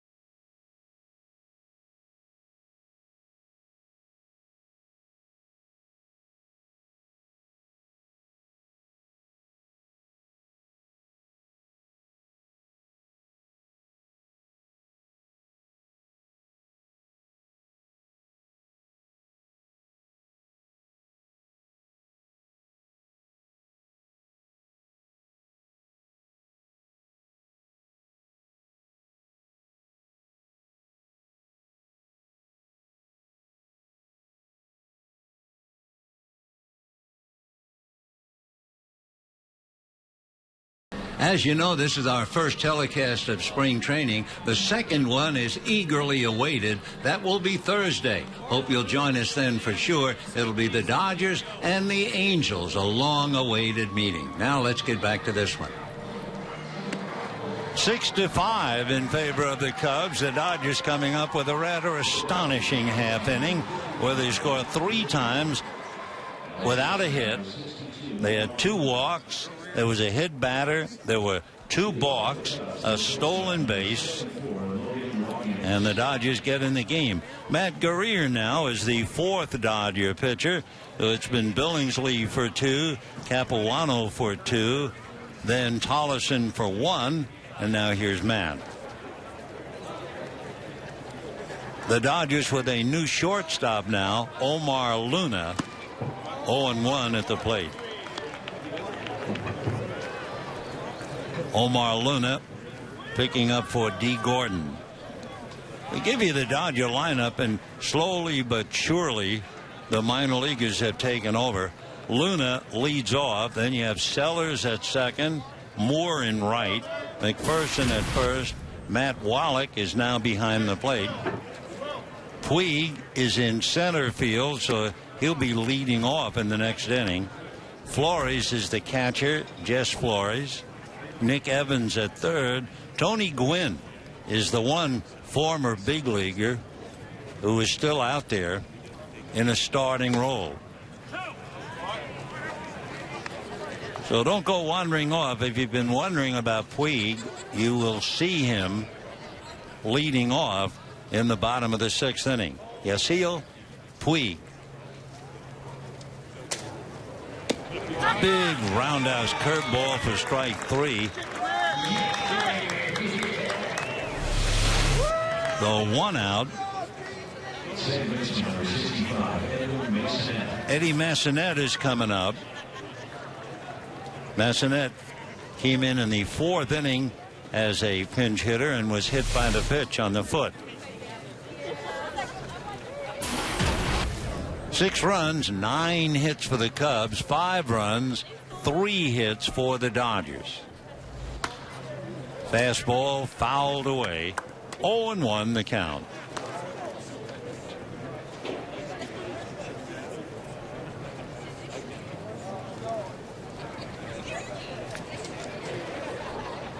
Yorman Chavez is out on deck. High towering drive to deep left field. Gwynn to the track, almost makes the catch. It's 380 out there. So that ball was hit, and that's not Gwynn. It's Barden. So, okay. That's Brian Barden, who's listed as an infielder, and he is now in left field for Tony Gwynn. Okay. Nice play for Brian.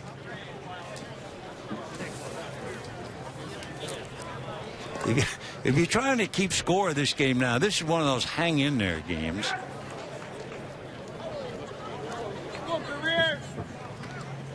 Two out.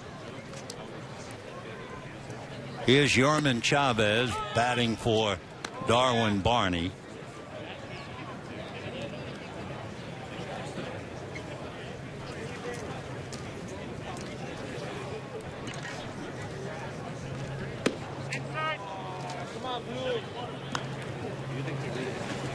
Yorman, by the way, spells that first name not the way you might guess.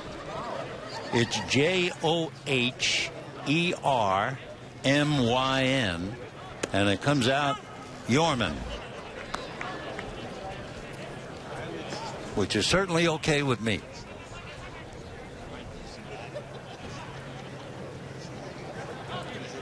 Billingsley, Capuano, Tollison, and Guerrier.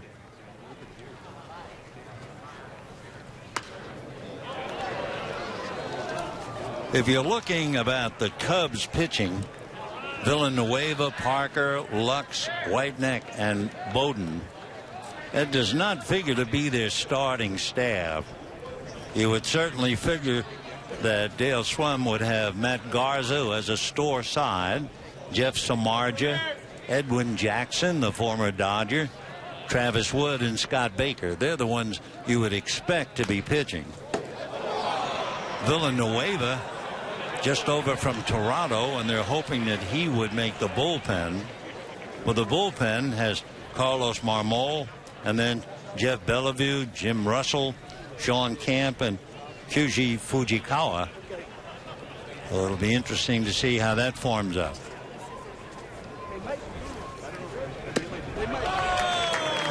Oh, a nice finishing inning, and down go the Cubs. Matt Guerrier strikes out 2, and at the end of 5 1/2, 6-5 Chicago.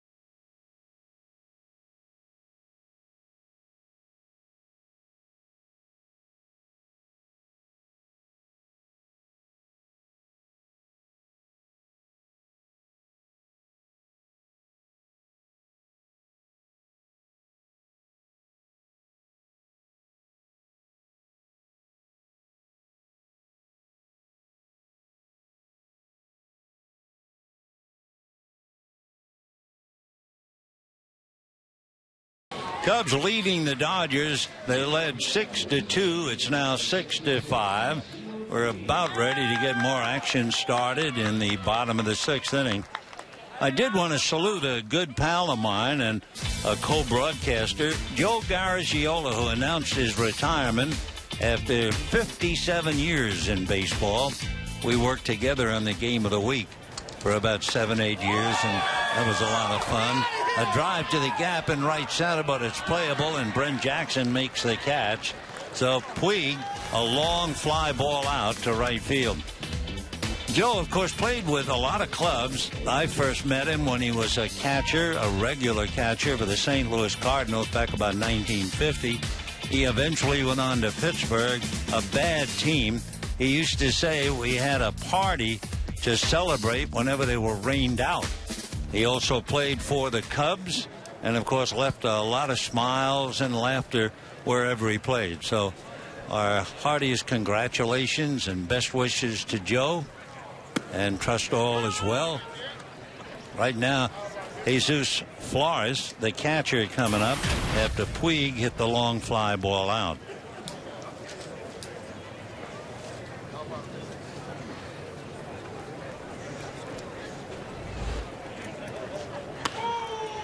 Fouled away.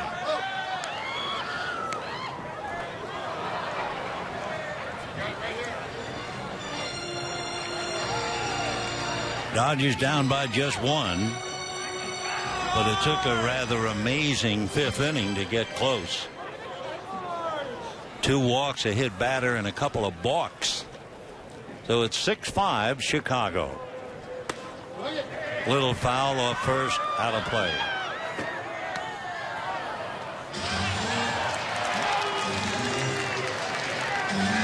A lot of interest for the Dodgers leadoff man in the inning in Puig, and when Jackson comes up to lead off the 7th, there'll be a great deal of interest about Brent Jackson.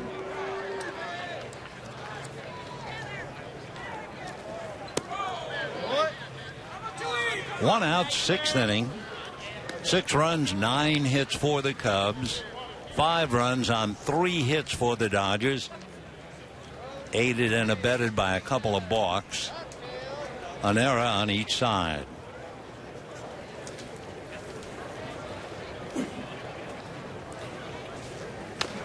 Fouled away. Nick Evans waiting on deck.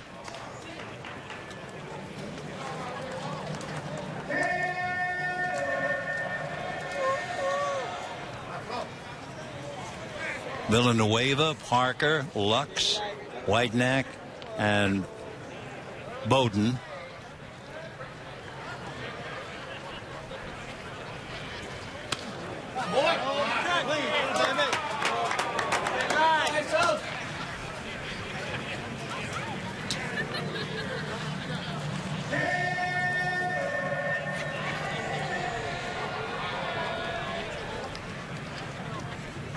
Jesus back up and waiting. Young catcher after Ramon Castro started the game for the Dodgers. And a high pop fly on the left side. Logan Watkins will put it away, and we have 2 down. That'll bring up Nick Evans.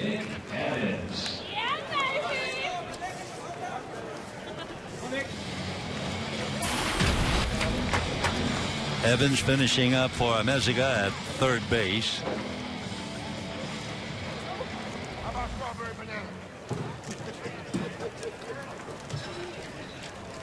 Brian Barden, the left fielder, is out on deck.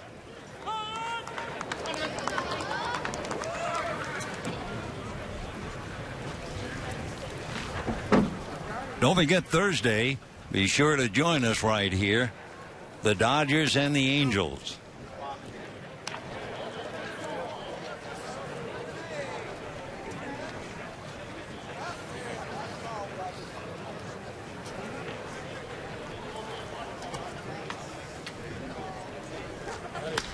And that's going to go down the left field line, but hooking foul and out of play.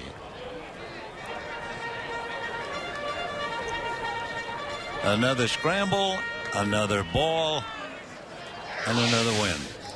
Here's the prime ticket schedule. Thursday with the Angels, March 7 with Texas, and the 18th with Arizona. Roller into the hole. A scrambling save. Throw on a bounce. And too late. Nice effort there by Logan Watkins, but couldn't get Evans, who will get a base hit. So Brian Barden coming up. Take another look. It's in the hole. Nice play for Watkins to get to it. And the long throw just late. Great effort.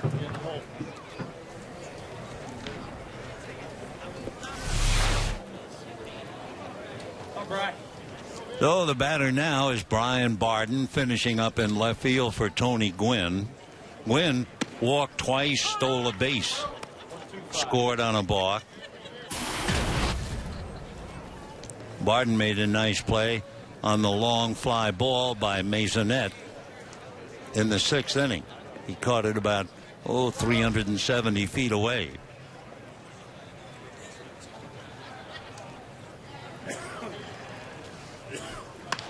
And fouled away. On deck is Luna. Omar Luna, the Dodgers shortstop.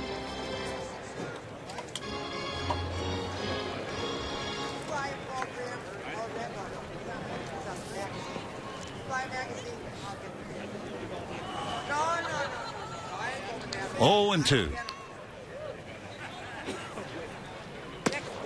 And ball 1. So you look at the Dodger lineup and you hear names like Luna, Moore, McPherson, Flores, Evans, Barden, and for Don Mattingly, a chance to let everybody play.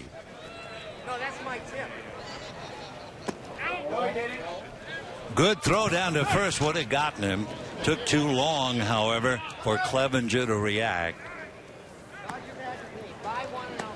Evans way off the bag, fortunate to get back.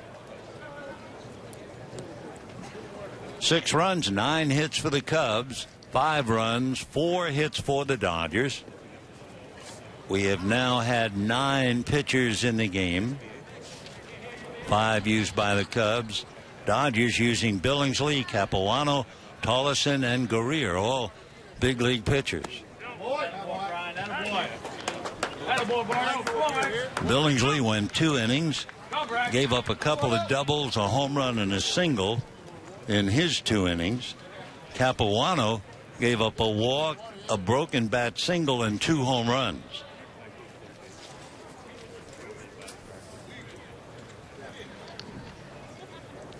Runner goes, fouled away. So 3-2 with 2 down. Dodgers down by 1, 6-5.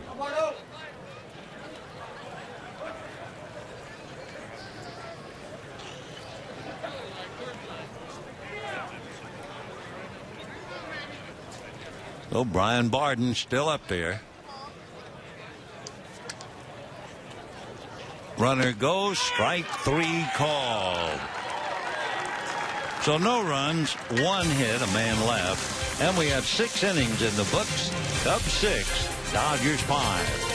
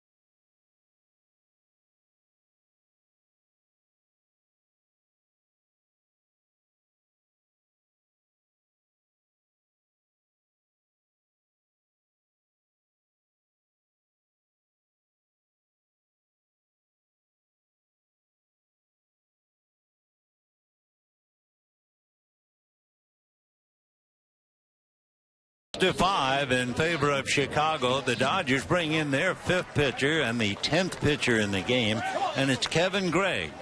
Kevin Gregg, who pitched in the big leagues for the Angels. He also pitched for the Marlins. He pitched for the Cubs in 2009, and then the Blue Jays and the Orioles. So Kevin is a big man, 6'6", 235. Kevin Gregg went to Corvallis High School in Oregon, and his brother played football in the Rose Bowl for the University of Oregon. Kevin said that growing up, he spent a lot of time at Dodger Stadium. He started going when he was 8 years old because his grandparents lived in Glendale, about 15 minutes away from the stadium. Popped up on the left side. Omar Luna on the grass to make the catch. So one away, Brent Jackson pops out. For Kevin Gregg, he's got a chance to make the ball club.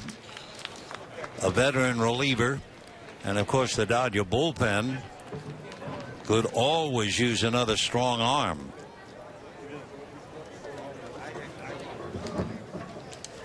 So one away. Here's Sappelt, Dave Sappelt, and a strike. Dave, 275 with a couple of home runs for the Cubs. Cubs are trying to go a different way. That's one reason why they traded away Alfonso. Soriano going to Washington. So Sappelt waiting. 1 out, bases empty, ground ball to third. Nick Evans is on it. Dying Quail over to first. Nice play by Dallas McPherson. 2 out in the 7th inning. The Cubs have had 1 hit in the game since the 3rd inning. But the 3rd inning, they had home runs by McDonald and Castillo to lead the Dodgers at the time 6-2. Then Dale was pretty angry over the balks that were called that got the Dodgers back in the game. Brian Bogusevic, we saw him briefly last year, came off the bench and walked in the 5th inning today. So Kevin Gregg. Kevin will be 35 in June. He was originally drafted by the Oakland A's and came up finally to the Angels.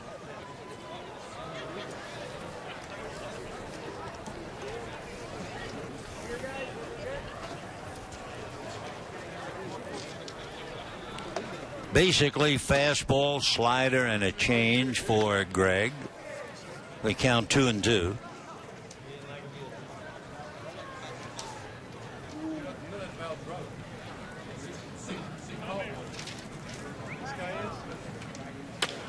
High chopper up along first base and kicks foul.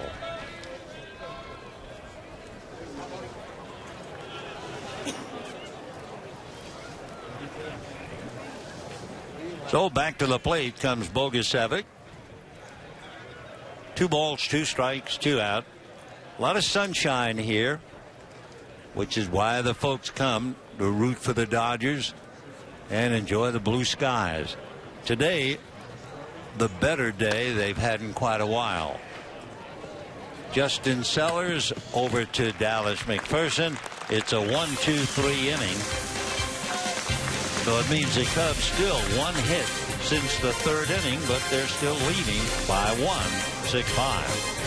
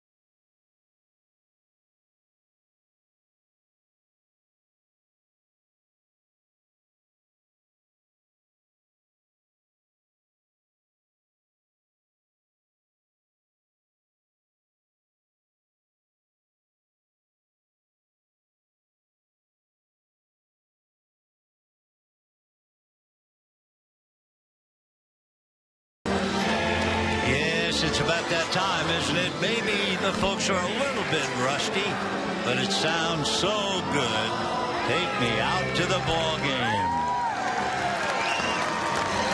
And we've had a crowd today of a little over 3,000. The total attendance, 3,655.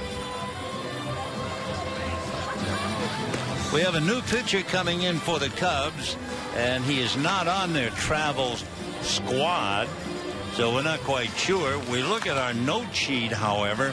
There's one pitcher we expected to see, but he would be wearing number 60, not 82. According to the Cubs relievers brought over, we're not seeing Jensen Lewis, but this could be Jensen Lewis, who is listed as wearing number 60 instead of 62. So we'll just have to check it.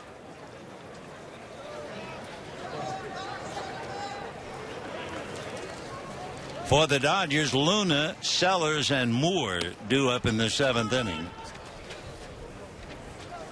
Well, if it's not Jensen Lewis, we can at least talk about Jensen Lewis.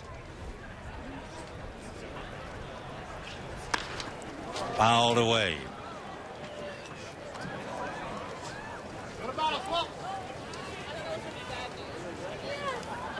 Brian Schmidt. Oh, they're looking at his glove. Okay. Drive to center. Starting back, coming up and making the catch is Sapelt. And we have one away. Well, okay. Ozzie Martinez is now coming up to bat for Justin Sellers.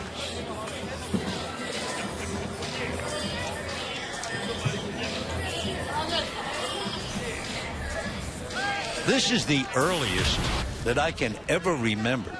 I mean, going back to my first year in Brooklyn. I don't ever remember doing a game this early. And because of that, of course, no one is going to play very long. A couple of innings and out they come. Chopper to shortstop. That's Logan Watkins. And nice play at first. So 2 down in the 7th inning. Jeremy Moore is coming up. He grounded out in the 5th inning.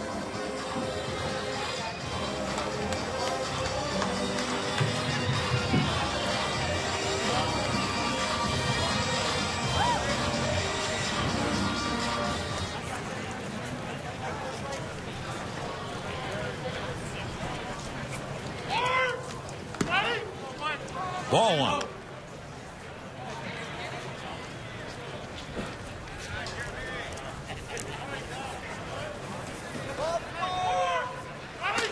And that's going to go into left field down the line. Could be for extra bases. Over to cut it off is Soler. And into second base head first. Ahead of the throw is Moore. So the Dodgers have the tying run at second base with 2 out. And Dallas McPherson has a chance to tie it up. Good play. Racing over is Soler. We told you they're very high on him. Backhands it and then makes a strong, accurate throw. But at the same time, Jeremy Moore runs very well. A slower man would have been nailed, but he just did get under there. So Moore, a 2-out double to left. And McPherson trying to get him home. Matt Wallach is out on deck. And ball one. Come on, Matt, come on. McPherson has some power. At Albuquerque a few years ago, he had 42 home runs. But I guess that's pretty misleading. Most players have pretty high numbers playing in Albuquerque.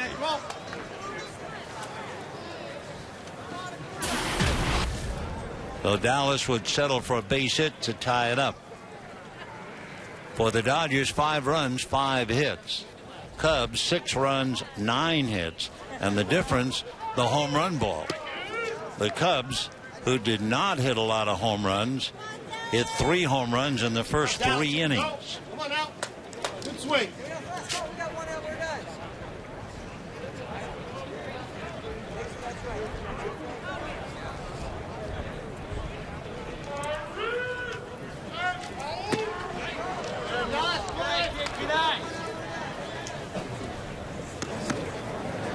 Cubs last year hit 137 home runs. Get a base hit, kid. Base hit. The Padres, the Giants, and the Dodgers were the only National League teams to hit fewer than the Cubs, 137. Dodgers hit 116. So McPherson gets the walk, and Tim Wallach's son, Matthew Wallach, coming up. Wallach, in his one at-bat, hit a long fly ball down into the right field corner, and Brett Jackson was able to make the play. So Matt up there now with his dad, keeping an eagle eye on Jeremy Moore, representing the tying run.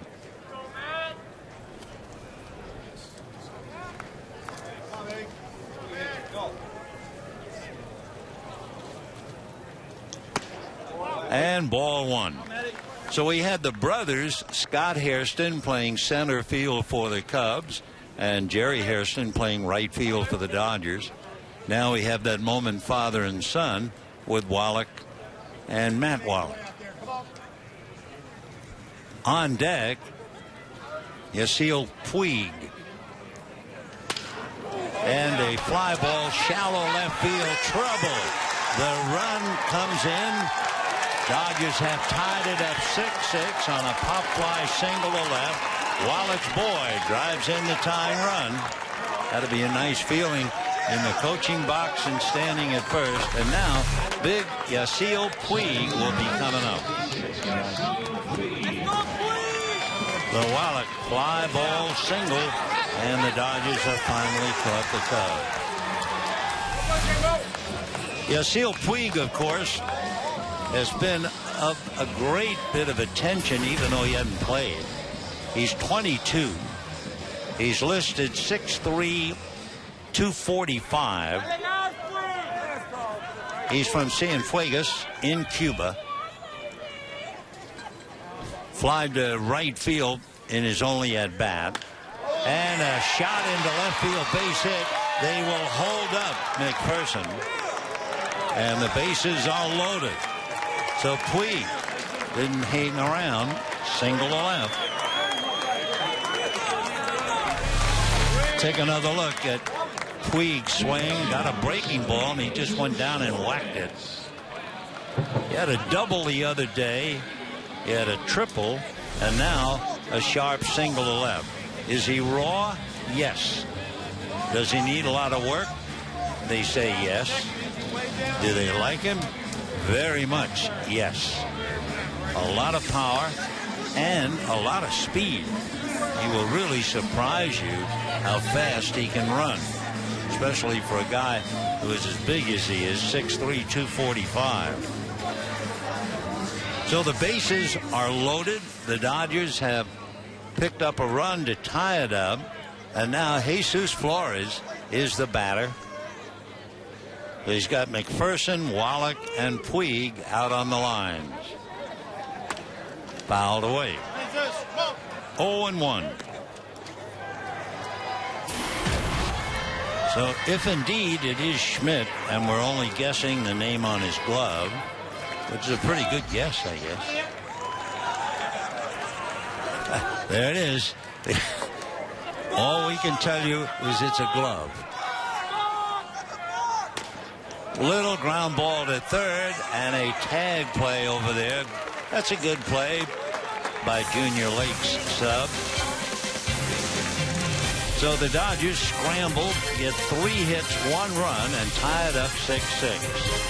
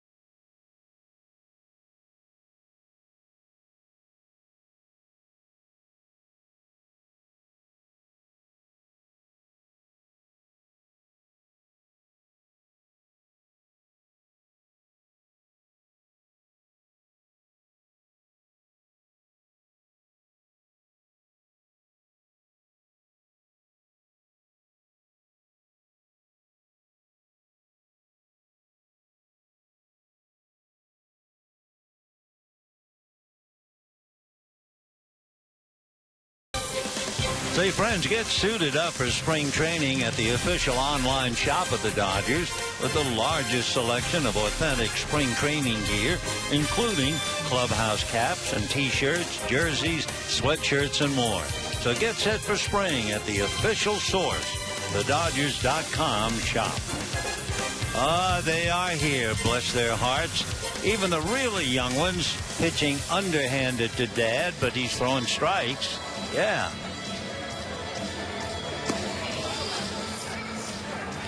Oh, yes, they come in all sizes, shapes, and colors, and they grow up to be fans and dreamers of the game. Roy Campanella's wonderful line, in order to be a successful major leaguer, you've got to have a lot of little boy in you. Well, we're happy to say we have a lot of little boys here. Cubs and Dodger fans. And now the big boys going back to work. Paco Rodriguez, you may remember he was quite a surprise at the end of the year. He was the first player drafted in 2012 to make the major leagues. That was really arriving in a hurry. Paco is 6'3", about 215 pounds. Big chopper to third, up with it nicely is Evans, and makes the play. So Soler, a ground ball to third, and we have one out in the 8th inning. Paco, a big fella. He'll be 22 the middle of April. Everybody calls him Paco. His name is Steven. Family came from Cuba. His only sister, Stephanie, wanted to call him Paquito, but it was shortened to Paco. That's right. The only person who calls him Steven, he says, is his mom, and only when she's mad at him.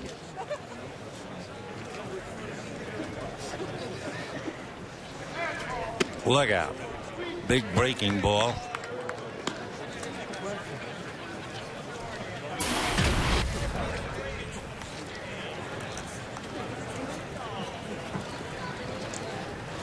Paco has options like Sean Tollison and Javi Guerra, so the Dodgers have a little bit of room to maneuver, but he certainly has a chance to make the ball club.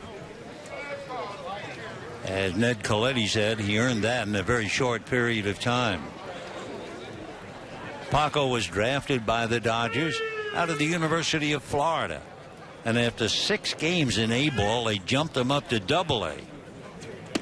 Amazing. And the next thing you know, from Chattanooga, he was promoted to the Dodgers September the 5th. Dodgers say, Coletti said he's fearless. He thinks he can get anybody out in any situation. That's going foul.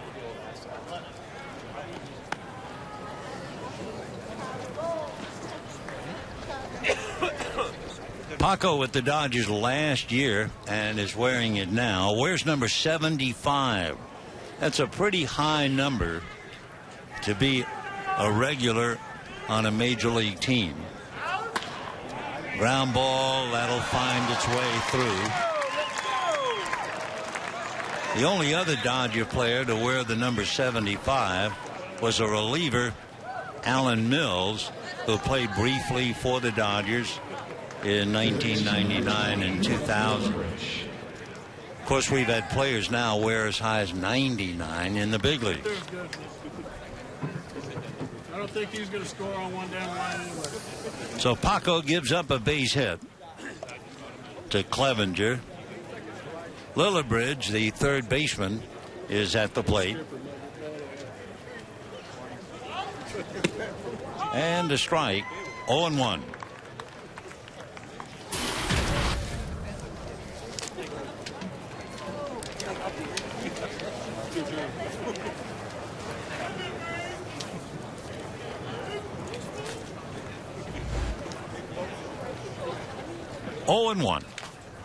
We have a 6-6 tie.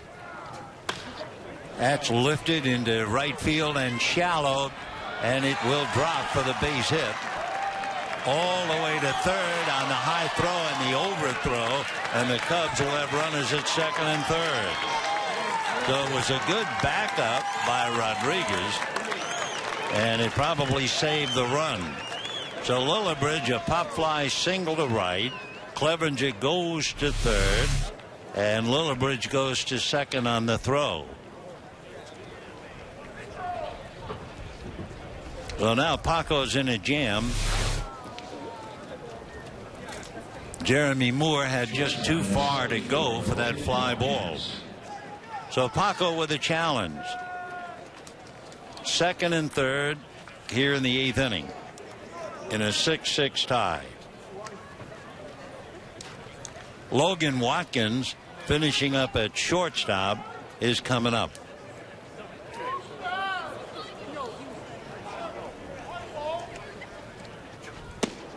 And a strike, 0-1.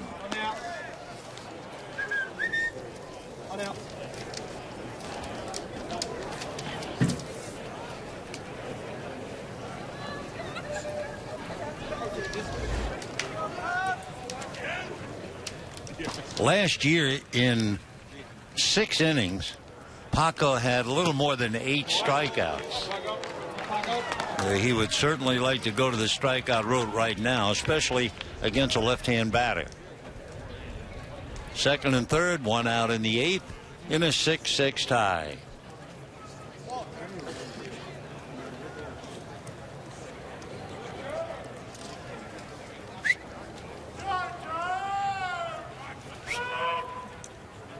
Infield now comes up. They were back, then they were halfway. Now they're all the way up. Good curveball. Wow. Though the out recorded since it wound up in the dirt. There's what he wanted, that strikeout. Watch that breaking ball down and dirty. Good save and block, and then the out at first. So 2 down, runners at second and third, and the batter is Eddie Messinet.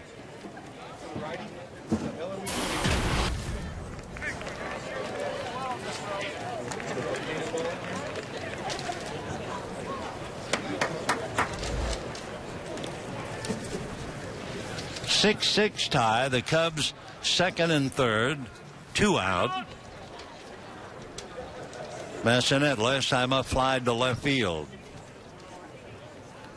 Fly deep to left field. Barden had to go near the 380 sign to make the catch.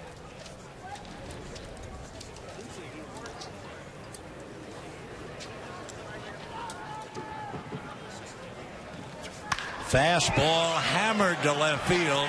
If it's fair, it's going to really change the game, and it is foul. The Messinet had that long fly ball out back in the 6th inning, and he almost picked up a 3-run home run. The Cubs have homered 3 times already today, so Paco really dodged one that time. Kept hooking down the line way up above the foul pole and went foul. Angel Campos, the umpire at third, right on the line to call it out. 0-1. Logan Watkins.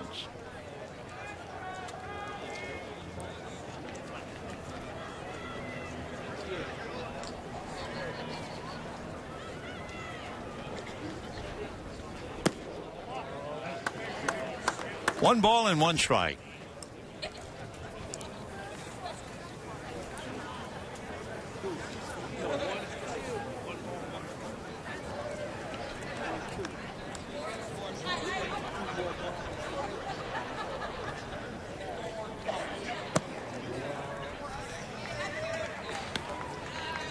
Two and 1 to count to Messinet. 6 runs, 11 hits for the Cubs. 6 runs, 7 hits for the Dodgers. Each side committing 1 error. Cubs come in here with 2 wins, no losses, fresh from beating the Giants yesterday. The Dodgers, no wins, 1 loss, and a tie with the White Sox.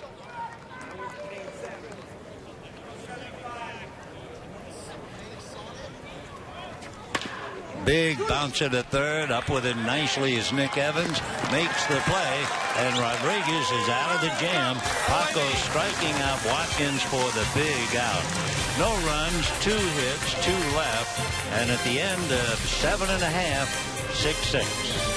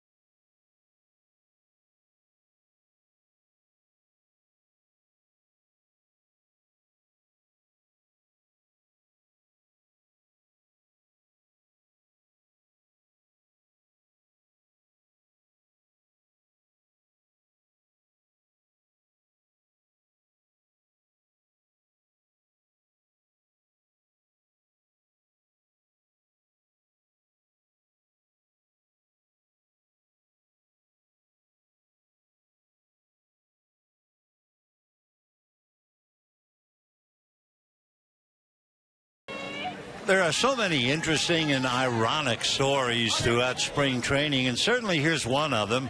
Dontrelle Willis was originally drafted by the Cubs 13 years ago. 2 years later, he was traded to the Florida Marlins, where everybody in baseball knew him. And now here he is, 13 years from wearing the Cub uniform, trying to make the club this spring.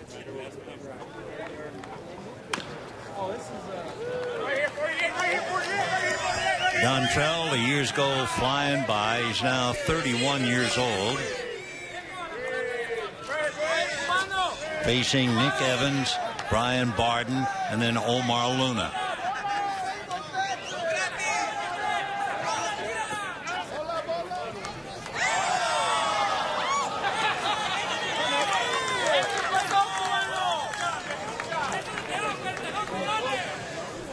Willis, by the way, is the 7th pitcher used by the Cubs.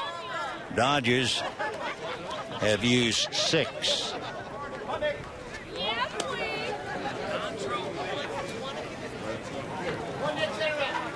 Dodgers using Billingsley, Capuano, Tollison, Guerrier, and Gregg, and then Rodriguez.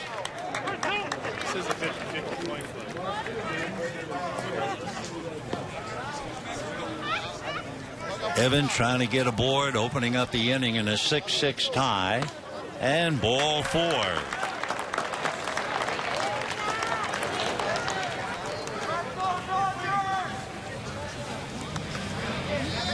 fielder number 48, Brian Barden.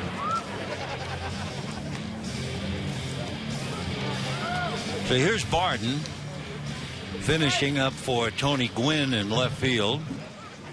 Last time up, he's in his first at bat, he struck out.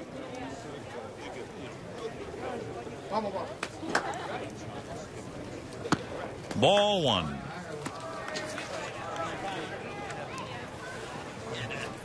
When Dontrelle Willis was the rookie and whoops, something happened on that pitch. We're just going to say he was the rookie of the year in 2003, but there's a distress signal on that pitch.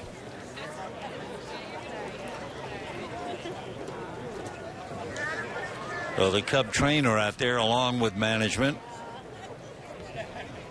Rookie of the year in 2003 when he won 14 games. And 10 years later, trying somehow to hang on.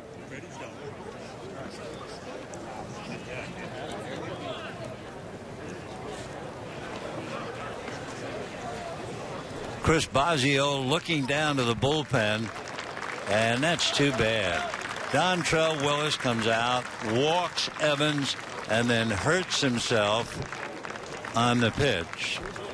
And they're going to have to go to the bullpen. And, of course, I don't know if he's ready to pitch or not as Willis leaves. First thing we'll do is pause for this.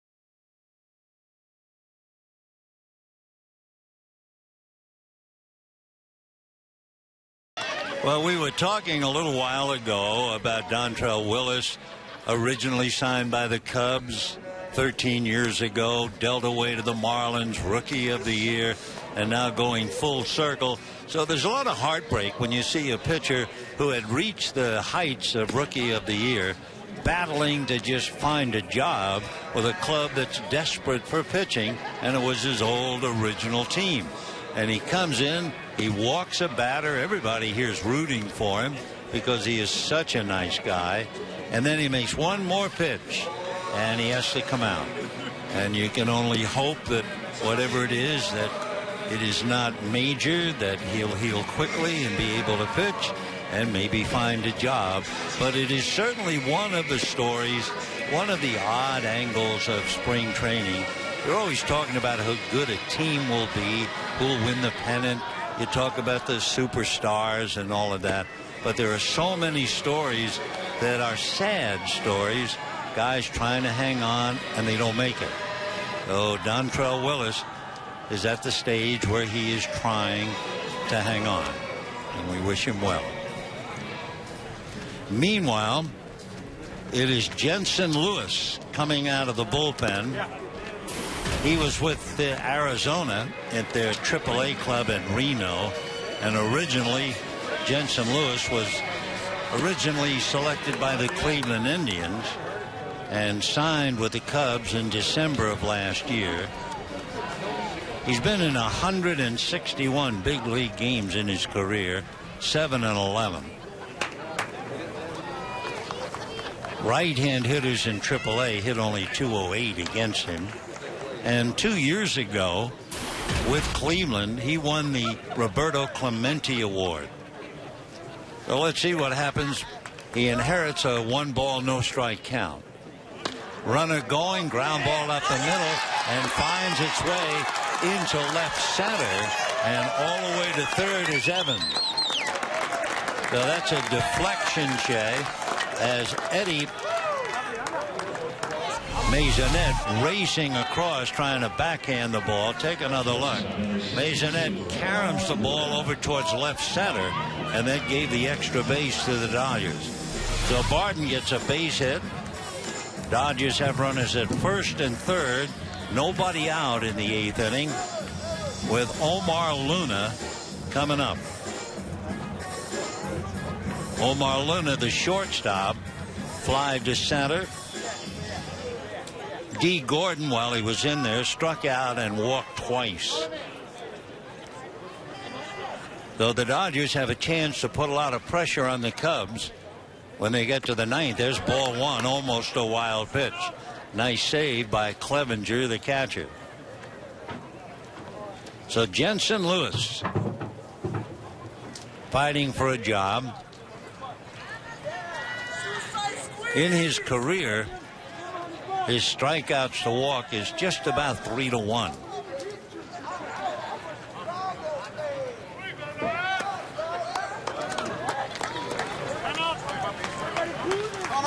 Evans at third, Barden at first, Luna followed by Martinez.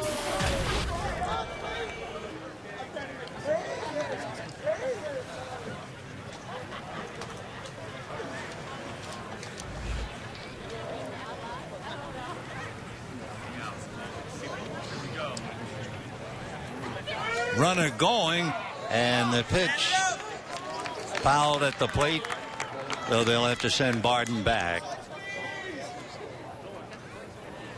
Did I do that? Okay, good. I'm glad I didn't. I think I did. Everybody looking at Tim Wallach to see what the sign might be.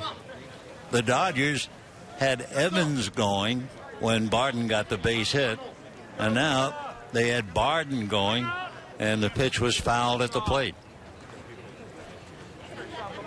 2-1 the count.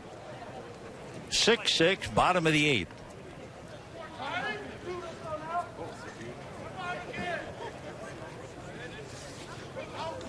And it's going to go into right center. That'll be a big blow.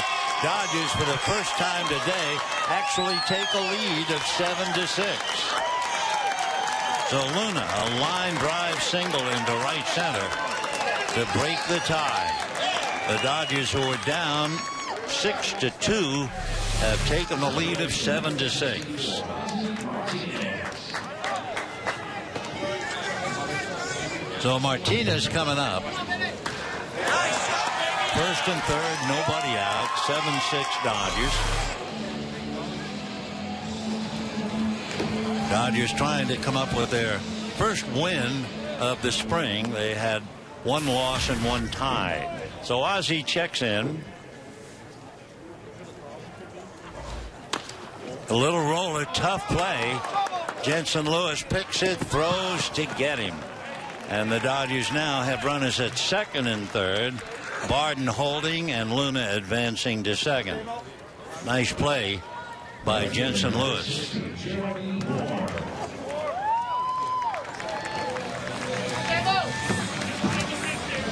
So Jeremy Moore coming up, first base open, and the Dodgers leading 7-6.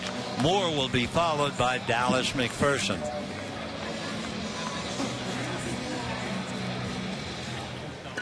Infield has to play up for the Cubs.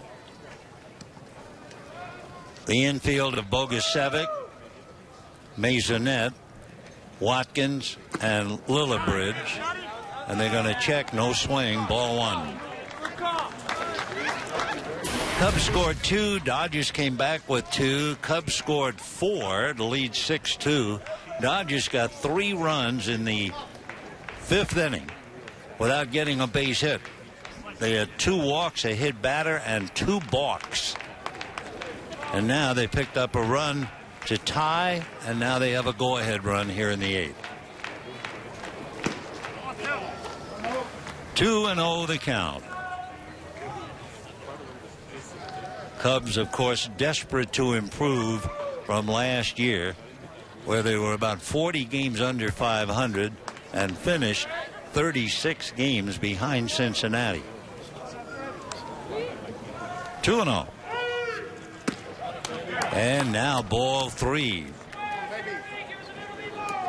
Now, Jensen Lewis was supposed to pitch today, but they inserted Dontrell Willis.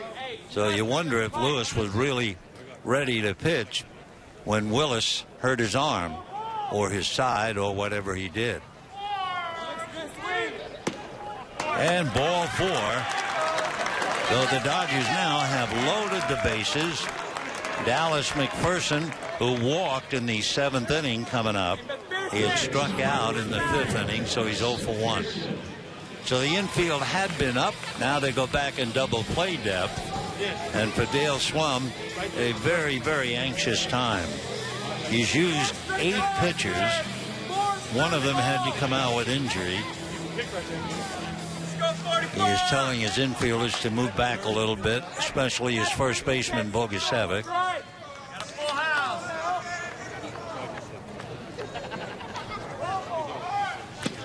0-1. So Barton at third, Luna at second, Moore at first, and McPherson with a chance to break the game wide open.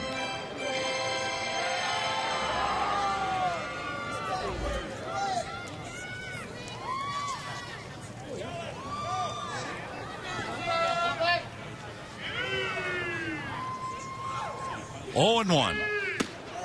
0-2.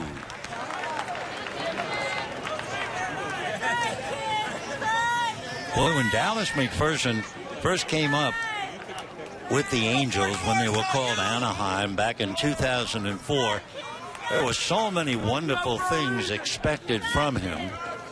I guess he's always been close, but not quite enough.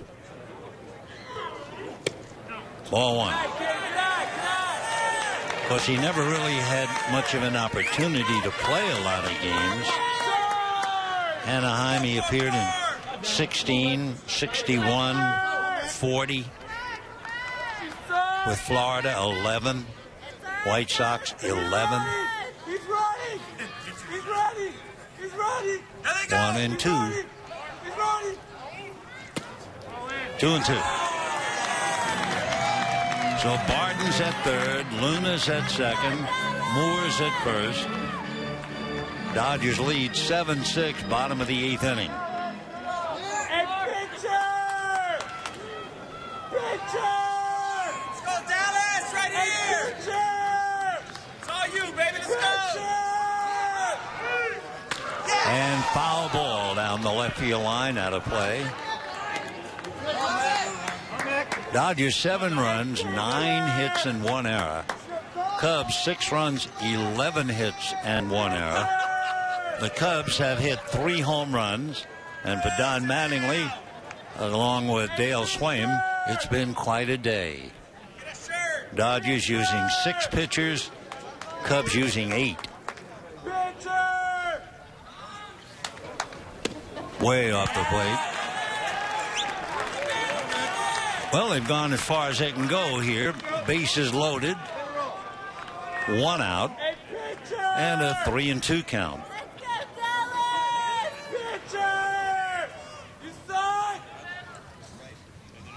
Hey, pitcher! It's full count! Full count! 1 out! Full count, 1 out! And down goes McPherson.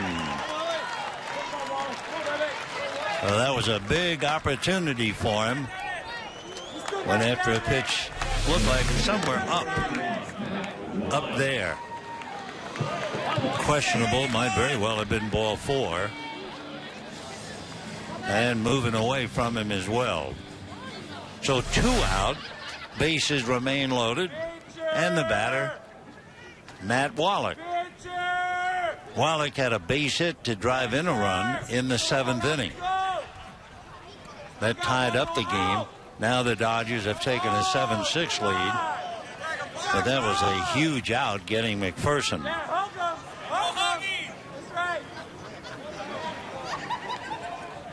Let's go, Dodgers! Let's go, Dodgers!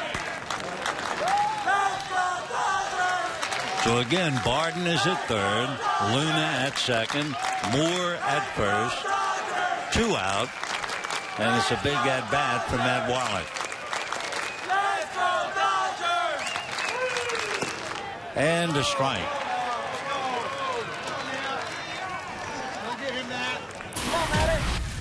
Pitcher! So Jensen Lewis pressed into service when Dontrell Willis suffered some injury and had to come out after walking a batter and then making one more pitch. Now Lewis trying to get a little extra on that pitch. 1-1 to count.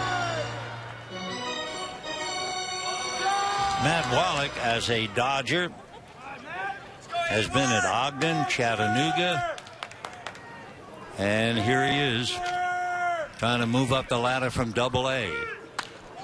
Pop foul up to the left, out of play.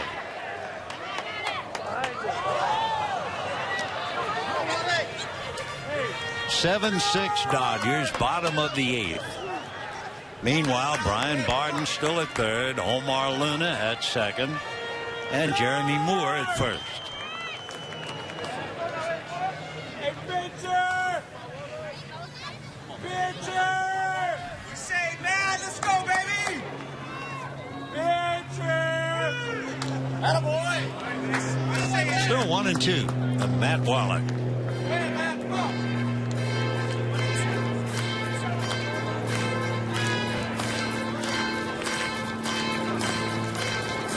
Matt's brother, Brett, is a pitcher in the Cubs organization. And Chad, last we heard, a junior and a catcher at Cal State Fullerton. And, of course, Dad, the third base coach of the Dodgers. 2-2. Is that what he told you? Throw a ball, real low, at the back. Of course, all of them would love to have the career Tim had, 17 years in the big leagues. All right, deuce is wild here. 2 balls, 2 strikes, 2 out, and down go the Dodgers as McPherson and Wallach strike out with the bases loaded.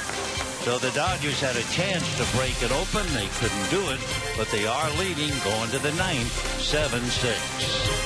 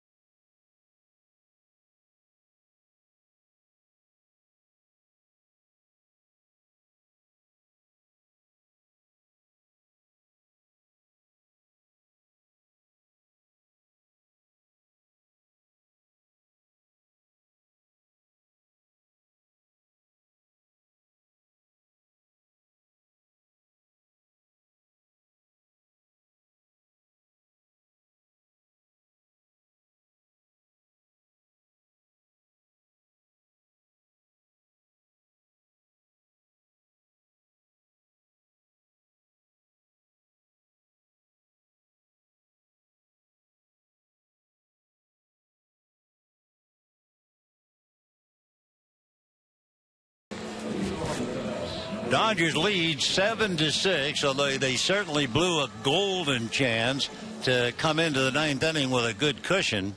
Instead, they're hanging on, and to be honest, so are we. We do not have any idea of who this young man is. Dodgers used Billingsley, Capuano, Tollison, Guerrier, Gregg, Rodriguez, and the first pitch is a line drive into right field by Chavez. And here we go. So the Dodgers blew the chance. Right field number 7, Brett Jackson.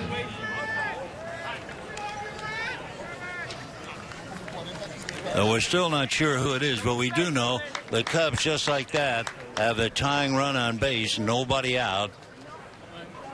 Brett Jackson, a highly talented young player. The Cubs think eventually Jackson will really be something, and he's coming up right now. A chance to win favor. Jackson fell short of exhausting his rookie eligibility last year, so he might be an option in center field. Last year, Jackson struck out 217 times in 500 at-bats.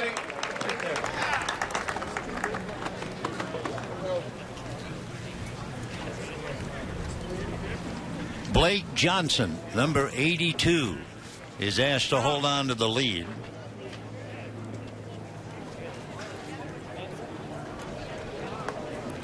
So the big thing with Jackson, a lot of power, and the Cubs are hoping that he will start to make more contact and he'll win himself a job. 1-1. Once again, the glove test, and you can see Dodger blue, Blake Johnson. So when in doubt, go to the glove.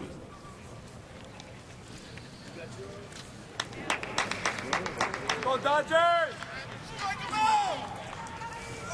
1 ball, 1 strike. Got him if they make it. Oh, he just got under the tag. Boy, was that close.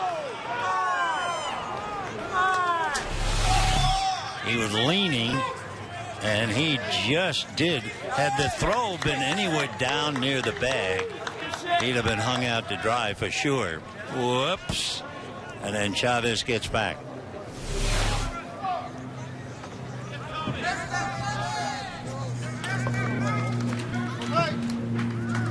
1 ball and 1 strike to Brett Jackson.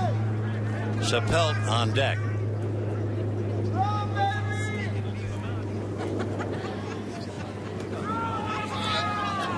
Seven runs, 9 hits for the Dodgers, 6 runs, 12 hits for the Cubs. Cubs have also, amongst the 12 hits, they've had two doubles and 3 home runs. Nice pitch. The Dodgers have 1 extra base hit. That was a double by Jeremy Moore in the 7th inning.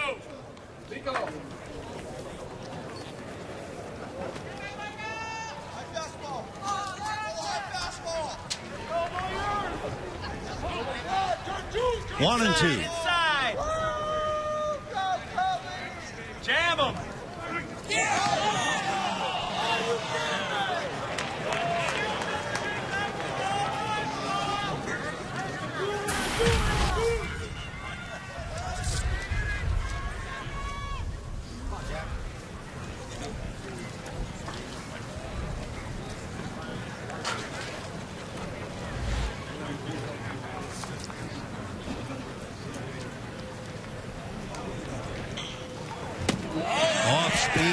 Way out in front of it is Jackson, and that's the thing that will impede his growth, the inability to make contact. Strikeout hitter, if there is such a thing, and he strikes out right now. Big curveball. So 1 out in the 9th. Sapelt.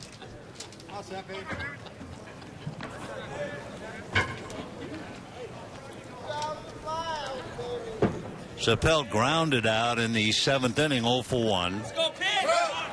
There goes the runner. Great throw to nail him.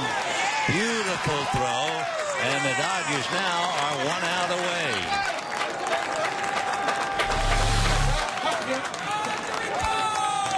So they wanted to run him, and they pay the price.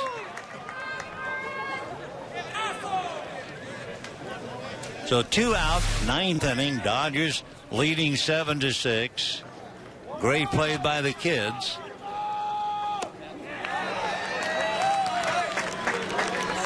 Sapelt now with a no-ball, 2-strike count on him. The Dodgers 1 strike away from their first win. They did it the hard way, if they do it. Down 6-2. Ground ball to the hole, plugged up nicely there, and that's it. The Dodgers hang on, come from behind, and beat the Cubs 7-6. For the Dodgers, 7 runs, 9 hits, and 1 error. And for the Cubs, 6 runs, 12 hits, and an error. I guess the one crazy angle in the game, the Dodgers scored 3 times in the 5th inning without getting a base hit on some walks and 2 balks. So that'll do it. Our first telecast. The next one on Prime Ticket will be Thursday. Looking forward to that one with the Angels. Until then, we'll wish you all a very pleasant good afternoon.